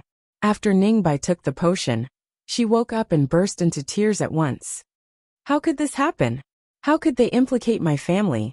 How could Ningbai not have feelings for her parents? After all, they were her father's relatives who raised her. Although her brothers and sisters weren't her biological brothers, they were her cousins. They grew up together, and she treated them as her family. If she didn't care about them, she wouldn't have chosen the sacrificial offerings that were close to her for the sake of those who were far away from her. "Ningbai, what's going on? I heard that you hurt the young lady of the Chiu family. Is that Chiu Ruoshui? I remember you said that you and Chiu Ruoshui had a good relationship when you were young. Why did the Chiu family suddenly attack you?" This was what Wanwan couldn't figure out the most. The Chiu family and the Ning family didn't have any friendship, but Chiu Ruoshui and Ningbai grew up together. How could the two families suddenly become mortal enemies? Wanwan really couldn't understand. "I don't know. Don't ask me. I don't know anything." Ningbai cried bitterly. Her pitiful look made Wancheng's heart ache. He was also dissatisfied with his sister. "Are you done, Wanwan? Ningbai is so sad. I don't want to irritate her anymore." Wancheng glared at Wanwan, his eyes filled with deep dissatisfaction and resentment. Wanwan shut her mouth. She didn't say anything. She had good intentions. But why did her brother say that she was trying to provoke Ningbai? Although she felt uncomfortable, she still had some questions to ask. "Ningbai, I know you're very sad now. Do you have any plans now? Do you want to save your parents? Wanwan, didn't I tell you to stop talking? Do you still want Ningbai to die? The Chiu family is obviously targeting Ningbai. If Ningbai shows up, she will fall into the Chiu family's hands. At that time, not only will we not be able to save Ningbai's parents, but Ningbai will also be killed." Wancheng yelled at his sister with more dissatisfaction in his eyes. In Wancheng's eyes, Ningbai's life was more important than everyone in the Ning clan. The Chiu clan was clearly using the Ning clan as bait to set up a trap for Ningbai. How could he let Ningbai do something so stupid like jumping into the trap? Wanwan stopped talking and just stood aside quietly. She thought Ningbai would say something. She had to say something whether she would go or not. However, she didn't expect Ningbai to just cry. She didn't want to go save her parents at all. Wanwan was shocked. Was this still Ningbai? Was this still the Ningbai who was so kind that she couldn't even bear to hurt an ant? Her parents were in danger, but other than crying, she didn't even think about going to save them. Even if she didn't go, she could beg her big brother. With her big brother's infatuation with her, how could he not save the Ning family? But she didn't say she would go, nor did she ask for help. She just stood there crying. Her tears, which usually made people feel sorry for her, now made her feel cold. Oh right, I met Steward Gon at the foot of the mountain just now. Wanwan had mixed feelings and said faintly, "What? You didn't tell him I was here, right?" Ningbai asked carefully. "No, I didn't say much and just sent him away." Wanwan shook her head. "No, we can't stay here anymore. We have to leave this place. We have to leave this place." Ningbai waved away Wan Cheng's hand on her shoulder and wanted to walk down the mountain. "Ningbai, what's wrong with you?" Wan Cheng had never seen Ningbai like this. He was worried and scared. Although he was confused about Ningbai's change, the Wan siblings were a few steps behind and immediately chased after her. "Family head Wan, thank you for leading the way." A cold voice was heard. "You're welcome, old family head Chio. This is what we should do." Family head Wan stood beside old Master Chio and had a fawning expression on his face. "Father, how could you bring the Chio family's people here?" Wan Chung looked at his father in shock and anger. His father knew how he felt about Ningbai. Why did he betray them? "How did you find me? Xiaowan, is it you? Did you leak my whereabouts?" Ningbai's face was full of resentment. She looked at Wan Wan with a venomous gaze. "Is this still Ningbai?" Wan Wan's heart turned cold, and she couldn't say anything. Even Wan Chung was suspecting his sister. Out of the three of them, only his sister had left their sight. She also said that she met Ganjiao. Could it be that she leaked Ningbai's whereabouts to Ganjiao?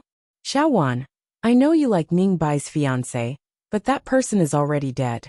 How can you be so vicious to make things difficult for Ningbai now?" Wan Chung yelled at Wan Wan angrily. Hearing their son blame their daughter for a vicious woman, the Wan family immediately became furious. This unfilial son. If it wasn't for Ganjiao's intelligence, the entire Wan family would have been dragged down to hell by this pair of children. The families in the city who lost their children were worried about finding someone to vent their anger on. If they helped Ningbai, the Ning family would suffer today, and the Wan family would suffer tomorrow. "You unfilial son. How dare you blame your sister? Let me tell you, this has nothing to do with your sister. It was Ganjiao who found out. Ganjiao secretly followed Xiaowan. Otherwise, he wouldn't have found out what you did." When he first heard Ganjiao's report, he was so scared that his face turned pale. Ningbai caused too much trouble. Now everyone was trying to avoid her. Their family was the only one who didn't know what was going on. They were trying to harm the entire Wan family.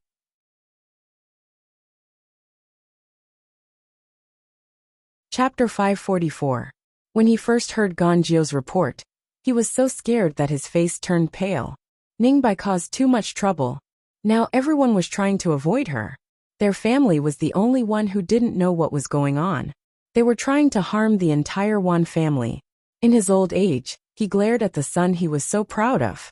Why didn't he realize that his son was so stupid? Not Wan. Wan Chung was stunned. But he had already said it. If Wan Wan didn't give herself away, Ganjiao wouldn't have found Ningbai here. So, Wan Wan wasn't completely innocent. Thinking of this, Wan Qing felt much better. But Wan Wan was disappointed. Her brother thought so badly of her. After her father told him the truth, he only felt guilty for a moment, and then acted as if he didn't do anything wrong. When did they become like this? She remembered that when she was young, her brother loved her the most. But now, what was she in her brother's heart? Even the whole Wan family couldn't compare with Ningbai in his heart. "Master Wan, if you want to scold your son, please go home. I don't have so much time to listen to you scolding your son," Master Chio said impatiently. Master Wan immediately stepped aside with a frightened face. "I forgot myself.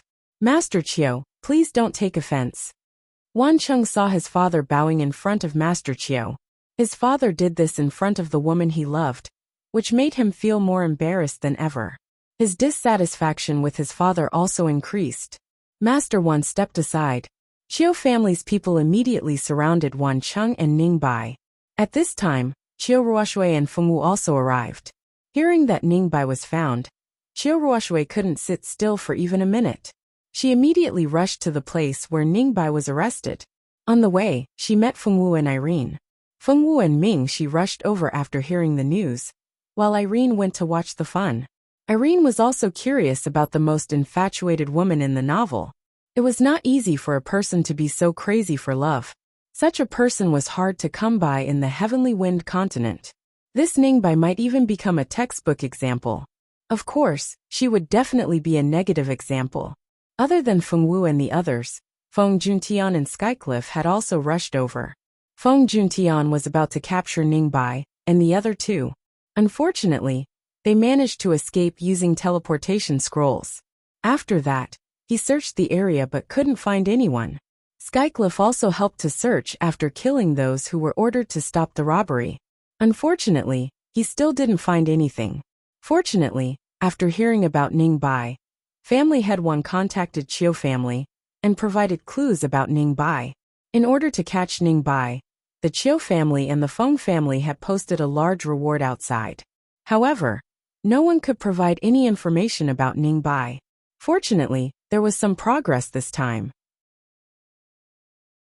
Other than the old master of the Feng family and Feng Tianxing, the current family head, as well as the clueless Madame Lan, everyone from the Feng family who could come was here. It was just to kill Ning Bai, so there was no need to mobilize the two family heads of the Feng family. Old Master Qiu came mainly because the Qiu family had suffered a great loss in the past 2 days. Last time, Qiu Ruoshui caused the Qiu family to suffer a great loss. This time, the Qiu family was implicated by her again. The elders already had a lot of opinions about Qiu Ruoshui. When Qiu Ruoshui caused trouble last time, the Qiu family had already planned to marry her off. Unfortunately, Madame Qiu stopped them. Qiu Ruoshui even threatened to kill herself, so the marriage didn't happen. After this incident, the possibility of Qiu Ruoshui being married increased by 50%. Qiu Ruoshui knew this, so she hated Ning Bai to the core. Ning Bai's move could be said to cost her the rest of her life. Ning Bai, didn't I treat you well? Your fiancé died, and I came to visit you every day. I brought all the delicious food and toys to your house. I treated you with all my heart, but you want me to die. How can you treat me like this? What did I do wrong? Why do you do this to me? And the others, they died so miserably. Don't you feel guilty? Qiu Ruoshui pushed through the crowd and rushed to the front. The hatred in her eyes was almost tangible. These 2 days she was struck by lightning every day. Because she used too much of the family's resources, the elders were very dissatisfied with her. She wasn't like her brother, who was the future heir of the Qiu family. The elders wouldn't give up on him no matter what. She was only a daughter, and was destined to marry in the future. If she wasn't the first daughter of the patriarch, the family wouldn't use so many resources for her. But that was all. Tonight, no one would care about her anymore. Her life was up to fate. The Qiu family wouldn't use any demonic weapons for her. The feeling of waiting for death was terrible. No one could understand the fear and terror in her heart. As for Ning Bai, who had caused all this, she hated her to the core. I don't know what you're talking about. I don't know. I don't know. Ning Bai held her head and squatted on the ground. She looked like a poor girl who had been bullied. Ning Bai, you really did it. She might not believe it if she heard it from Feng Juntian, but it was Qiu Ruoshui who said it. She knew that Qiu Ruoshui and Ning Bai were very close. If it wasn't true, why would the Qiu family be so nervous, and why would Qiu Ruoshui be so resentful? I didn't. Little Wan, believe me, I really didn't. Of course, Ning Bai couldn't admit it. She knew what was waiting for her if she admitted it. She clenched her teeth and didn't say anything. She just put on an innocent and pitiful look. Her face was full of tears, and her beautiful big eyes were red. She looked very pitiful. In order to save one person, you sacrificed the souls of 7 good friends. Is it worth it? Qiu Ruobai asked expressionlessly. Of course, Ning Bai couldn't answer her. Qiu Ruabai didn't expect her to answer either. What do you want to do? Ningbai is innocent. You can't treat her like this. Wancheng saw the undisguised killing intent in these people's eyes. Even though he knew he couldn't win, he still stood in front of Ningbai without hesitation. Ningbai wanted to leave. When Wancheng blocked her, she wanted to secretly tear a teleportation scroll and leave. Unfortunately, it wasn't easy for her to leave in front of a saint-level expert. She had just started tearing the teleportation scroll when old Master Qiu snorted coldly. Ningbai felt that she couldn't move at all. The pressure from all directions was on her in an instant. Puff! Ningbai spat out a mouthful of blood. She felt that her bones were about to be crushed. This was the pressure from a saint-level expert, the absolute suppression from strength. Ruoshui, go and kill her to avenge yourself. Old Master Qiu didn't kill Ningbai. Instead, he looked at Qiu Ruoshui indifferently. Qiu Ruoshui was slightly shocked. Then, she nodded fiercely and took a sword from a guard. She walked toward Ningbai step by step.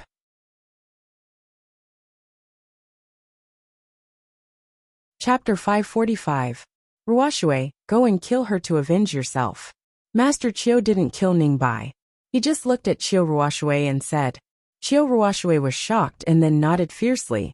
She took a sword from a guard and walked to Ningbai step by step. No, you can't hurt Ningbai. She's innocent. You can't hurt her. Wancheng, who had been stunned by the sudden change, finally came to himself when Qiu Ruoshui walked forward with a sword. He opened his arms to protect Ningbai. He looked at Qiu Ruoshui as if he was looking at a crazy murderer. Those who didn't know the truth might think they were innocent victims. Instead, the victims became murderers. Shut up.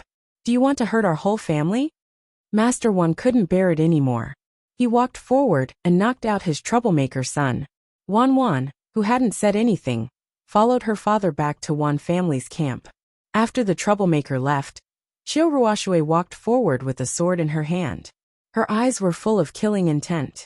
Fengwu stood behind the crowd and looked at what happened as if it had nothing to do with her. Mingxi held Fengwu's hand. He frowned but didn't say anything. In fact, he wanted to kill this woman with his own hands. She dared to sacrifice Xiao Wu as a sacrifice. In Mingxi's eyes, she must die. Irene stood beside Fengwu and watched the show with great interest. She didn't expect that what should happen would happen when the future was disrupted. Like Wancheng. In the novel, he broke off with his family for Ningbai. Wancheng's love for Ningbai was earth-shattering. After what Ningbai did was found out, Wancheng was the only one who believed in Ningbai's innocence. He even betrayed his family for her. He was so infatuated with her. Unfortunately, he was destined to be infatuated with the wrong person. Ningbai only wanted to die with the person she loved.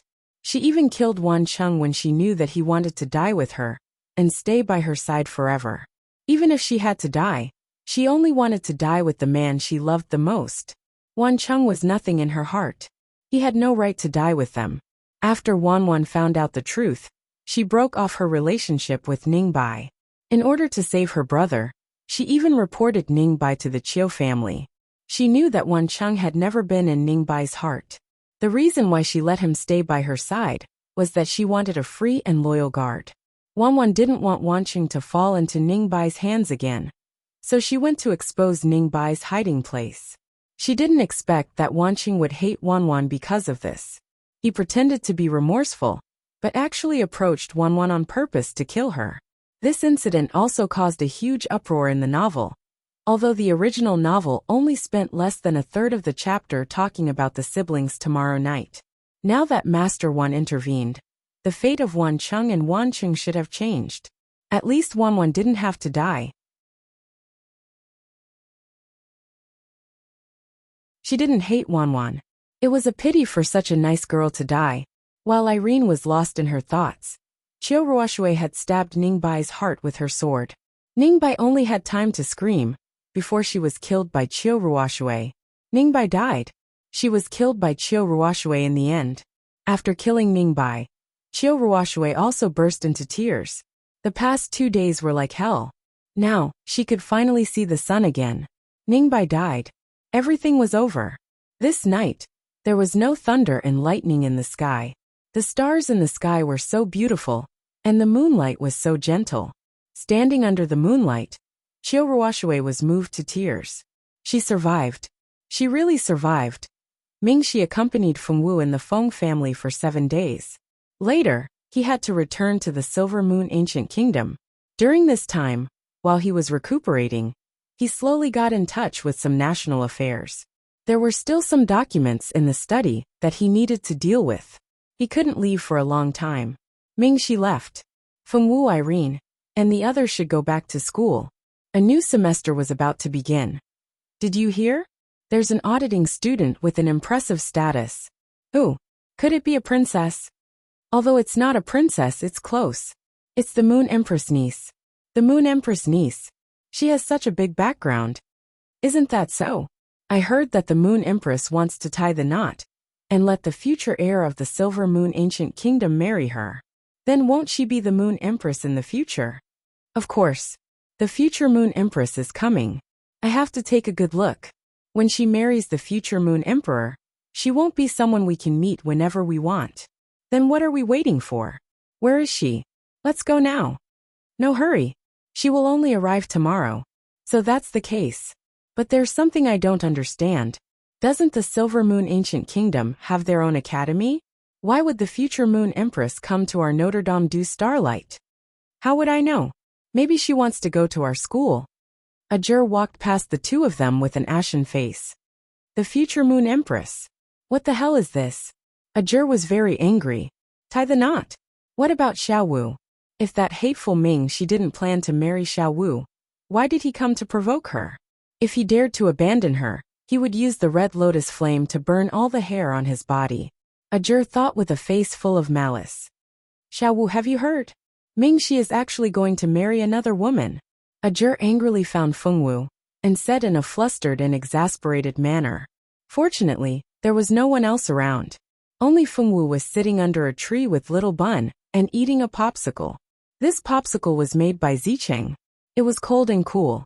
In a short time, it became popular in the entire Heavenly Wind continent. Fengwu also liked to eat it. She would buy one every day and eat it with little Bun under the tree. Ming she is going to marry someone else? Fengwu heard this, and her eyes were filled with confusion. Ming she told her that he would marry her after she graduated. He didn't say anything about marrying someone else. Fengwu thought about it carefully. Ming she really didn't say anything about it.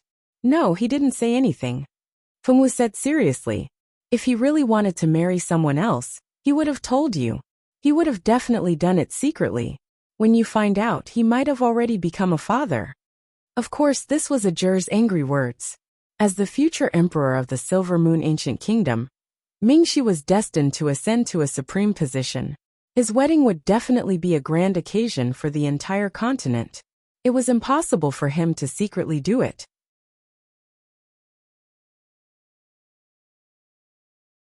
Chapter 546. Mingxi was the future ruler of the Silver Moon Ancient Kingdom. He was destined to ascend to a supreme position in the future. His wedding would definitely be a grand occasion for the entire continent. It was impossible for him to secretly hold it. Ajur knew this, but he was still angry. In his eyes, the Fengwu girl was like a little sister to him. How could he watch his beloved little sister get cheated? Although it was impossible to secretly hold a wedding, marrying the Moon Empress niece as a concubine was still very possible. He had to be careful. Oh, Fengwu nodded. After thinking for a while, she took out something from her spatial ring. Ajur saw that it was a communication crystal. What was she trying to do? Could it be reality proved that Ajur's guess was correct? Fengwu actually contacted Mingxi right in front of him. Then, a soft and monotonous voice sounded in his ears. Ajur said that you are going to marry someone else. Is that true?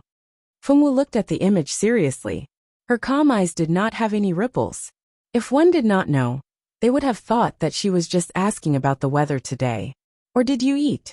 I am going to marry someone else. Mingxi's face stiffened. How could he not know about such a big matter? You are going to marry someone else? Fengwu blinked her big eyes. Absolutely not. The only girl I want to marry is you. There will not be anyone else. Mingxi looked at Fengwu seriously. His eyes were sincere. He said that he will not marry anyone else. Fengwu girl looked at Ajur with satisfaction. She was obviously very satisfied with this answer. Mingxi said that he would marry her. Xiaoyu was going to be a father soon. Master did not have to worry about her marriage anymore. Happy Ajur was dumbfounded. Did you not suspect that he was lying at all? Young girl, you're so honest. Be careful you don't get cheated by scum.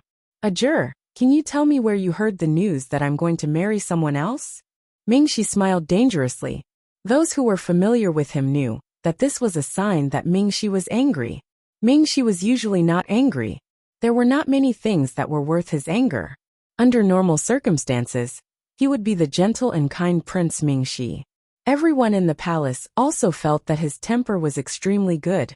Only a small number of people who had witnessed his methods knew what it meant to be a hypocrite, and what it meant by a dog that bites does not bark.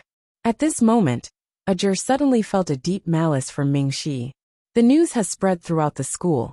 Everyone is saying that you're going to marry the Moon Empress niece. Ajur didn't hide anything. Mingxi didn't look like he was lying. Could it be that the news was fake? Or maybe Mingxi didn't know about it. Mother's niece? Are you talking about Hua Jin? Mingxi stroked his chin and smiled warmly. It was such a warm smile. But why did it feel so cold? As if he had arrived at the Arctic tundra? It must be an illusion. It must be an illusion. I don't know what her name is, but she'll be arriving the day after tomorrow. She said that she's coming to our school to be an auditing student. I don't know what she's thinking. Why did she leave the Royal Academy and come to Notre Dame du Starlight? Ajur grumbled. Because of that woman's arrival, rumors spread throughout the school. If everyone thought that she was Mingxi's fiancée, then what was Xiaowu? Just thinking about it made him feel aggrieved. She actually went to Notre Dame du Starlight. She sure is well informed. A cold glint flashed across Mingxi's eyes. After she arrives, please help me keep an eye on Xiaowu. I suspect that Hua Jin might be after Xiaowu, Mingxi said. Even if you don't tell me, I'll keep an eye on Xiaowu. What's the relationship between me and Xiaowu? We're good brothers. Ajur patted his chest and agreed. After bidding farewell to Fengwu, Mingxi sat behind his desk with a poker face and subconsciously knocked on the table with one hand. The Hua family and his maternal family were getting more and more restless. Were they still dreaming of having two empresses? His maternal grandmother was thinking too much. They even dared to interfere with the marriage of the crown prince. Looks like it's time for them to recognize their place. After ending the call, Ajur dragged the Fengwu girl to the streets to have a big meal. He had just lost his temper and urgently needed a large amount of food to replenish his energy. Being angry also required energy, okay? Fengwu was very much in favor of Ajur's decision to bring her to have a big meal. Now that the little bun had grown teeth, she could eat a lot of things. Following Fengwu and Ajur, the little bun ate until her tummy was round. Just as they walked out of a grilled fish shop, they unexpectedly bumped into two enemies on the street. These two were Rika and Eve. For some reason, Rika had less contact with Zicheng. As for Eve, she kept in touch with Rika because she had a common enemy, Fengwu. Even so, it was rare to see the three of them walk together like before. No one knew why Rika had suddenly distanced herself from them. It was because her distancing herself from Zicheng made many people in the mage school dislike her more and more. Zicheng was a second-year mage school student, and her existence was like a goddess. God knows how many men had fallen under her skirt, and how many women had become her life-and-death friends, becoming her loyal lackeys like Eve. If it weren't for the fact that she had a common enemy with Rika, Eve wouldn't have gotten together with Rika. Ajur cursed inwardly for bumping into two annoying women. Of all people, he just had to bump into these two. Fengwu, on the other hand, didn't feel anything. She held the little bun in her arms, and only glanced at the two before looking away. On the other hand, Rika and Eve both felt that they were being ignored by Fengwu. It wasn't a good feeling to be ignored by the person you hated the most. Eve's temper was explosive to begin with. After being ignored by Fengwu, she wanted to go up and give Fengwu a good scolding. Rika was more rational. She grabbed hold of Ajur, who was about to go up and cause trouble. She had suffered a great loss at the hands of Ajur. Even now, the memory of Ajur's methods was still fresh in her mind. Rika said something to Eve, but Eve only snorted disdainfully and walked away without saying anything. Were those two women trying to cause trouble? Ajur couldn't believe their characters. Eve, who usually acted like a black-eyed chicken when she saw Fengwu, walked away so easily. This wasn't right. Why did he have a feeling that someone was trying to cause trouble?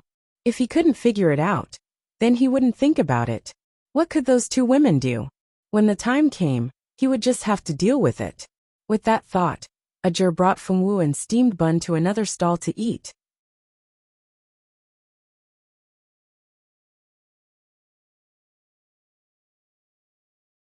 Chapter 547. Are those two women trying to stir up trouble? Ajur could not believe their characters. Eve, who usually acted like a black-eyed chicken when she saw Fengwu, actually walked away so easily. Something was not right. Why did she have a feeling that someone was up to something? Since she could not figure it out, she decided not to think about it. Anyway, what could those two women do? When the time came, she would deal with whatever came her way. With that thought in mind, Ajur brought Fengwu and steamed bun to eat at another stall. After eating and drinking to their fill, Fengwu returned to the dormitory and heard her roommates talking about Hua Jin again. Only a few people in school knew about Mingxi's identity. Most people did not know that Mingxi was the next Moon Emperor of Silver Moon Ancient Kingdom. Naturally, they did not know that the niece of the Moon Empress was actually Mingxi's cousin. Anika and Zilda kept talking about the legendary future Moon Empress. I heard that her name is Hua Jin, and she's the legitimate daughter of the Hua family of Silver Moon Ancient Kingdom. Although the Hua family is not considered a top noble family, they have a long history. That's nothing. The key is that she's the Moon Empress niece. Just this identity alone is enough to defeat most of the noble ladies. Isn't that so? Not to mention, she might become the next Moon Empress. I really want to see what she looks like. Hearing that the Moon Empress is gentle and dignified, this Miss Hua Jin should not be too bad. Of course she's not bad. If she's bad, how can she become the next Moon Empress? I heard that the Moon Empress dotes on her a lot and raised her since she was young. If Mingxi were here, the corners of his mouth would definitely twitch. These were all rumors. Clearly, she was the one who went to the palace and refused to leave. I also heard that Miss Hua Jin was raised as the future Moon Empress since she was young. Mingxi. Why didn't I know about this? When Miss Hua Jin arrives, I must go and take a look at the girl whom the Silver Moon Ancient Kingdom is grooming as the next Moon Empress. She might even be prettier than Senior Mingxi. Fengwu. Definitely not as good looking as Senior Mingxi. Senior Mingxi is the best looking. Time flew by. Amidst the anticipation of all the students in the school, the girl who was as beautiful as a fairy and had caught the attention of the future Moon Emperor since she was young, to the point where he had even decided to make her his concubine, Hua Jin, finally arrived at the Starlight Academy. Hua Jin's arrival at Notre Dame du Starlight could be said to be the most eye-catching event in recent times. Under everyone's envious, curious, and jealous gazes, Hua Jin entered the Notre Dame du Starlight. Hua Jin had an appropriate smile on her face, which made her look elegant and dignified. Her gentle smile was adorable, and many boys regarded her as a goddess the moment she appeared. This was the future Moon Empress. When they graduated in the future, they could say that they had seen the future Moon Empress when they walked outside. There were quite a number of people who had such thoughts. There were even quite a number of people who wanted to build a good relationship with the future Moon Empress. Everyone only saw the dignified and gentle smile on Hua Jin's face, but they did not know what she was thinking. Is this the school where that bitch is studying? Big brother Ming, she can only be mine. How dare that bitch snatch him from me? I'll let that bitch know the consequences of going against me, Hua Jin. At this thought, the smile on Hua Jin's face became even gentler, causing many to howl. Miss Hua Jin is so noble. Miss Hua Jin is so gentle. She's indeed the future Moon Empress. Waves of exclamations reached Hua Jin's ears, and she felt that her vanity was greatly satisfied. Yes, she would definitely become the future Moon Empress.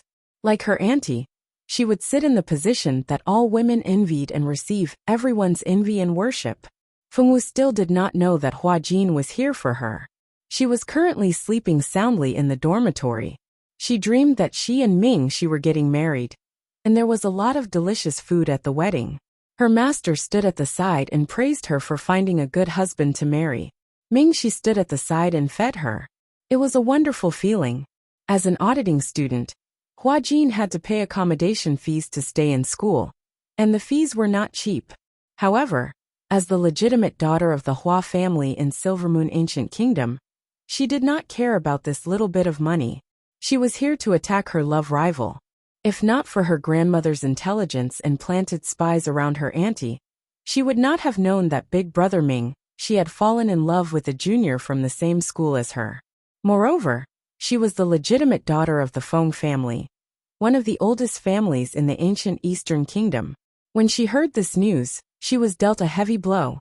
Not only was the other party the daughter of an aristocratic family, but the Feng family was also more powerful than the Hua family. How could she fight for this? Fortunately, there was always a way out. She found out that the woman actually had a child out of wedlock. She was even chased out of the Feng family in the past. Later, she got the chance to return to the family after she was admitted to the Notre Dame du Starlight. How could the dignified Silvermoon Ancient Kingdom accept a woman who had a child out of wedlock? That woman clearly had a child with someone else, yet she still clung on to her cousin. How dare she dream of becoming the Moon Empress? She really did not know her place. She did not know what her auntie and uncle were thinking. They actually did not object to this matter. Her auntie would rather have such a woman as her daughter-in-law than her. In what way was she worse than that woman? Although her background was slightly inferior, at least she was innocent. Since young, she had never been close to any man other than her cousin Ming-Shi. Although her auntie had 2 sons, they were not Ming-Shi's cousins. She only had a faint relationship with the other 2 cousins. Was this not enough to prove her sincerity? She had clearly saved her auntie's life, yet her auntie did not dare to help her become Ming-Shi's cousin's wife wholeheartedly. Fortunately, her grandmother doted on her and would give her advice. If not for her grandmother, she would not have known about that woman.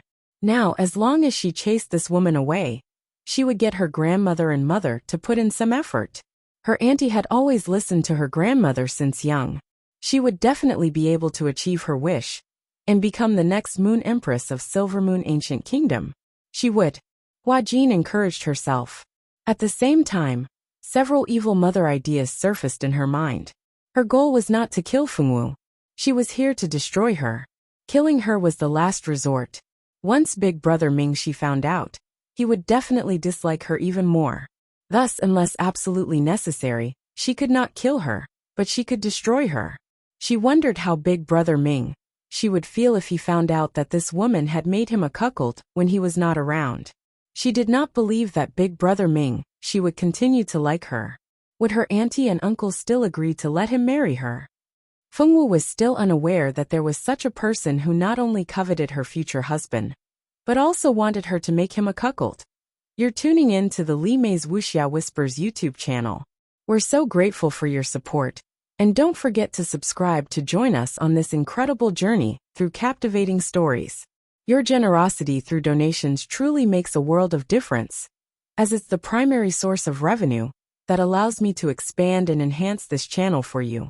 Thank you from the bottom of my heart for being a part of this adventure.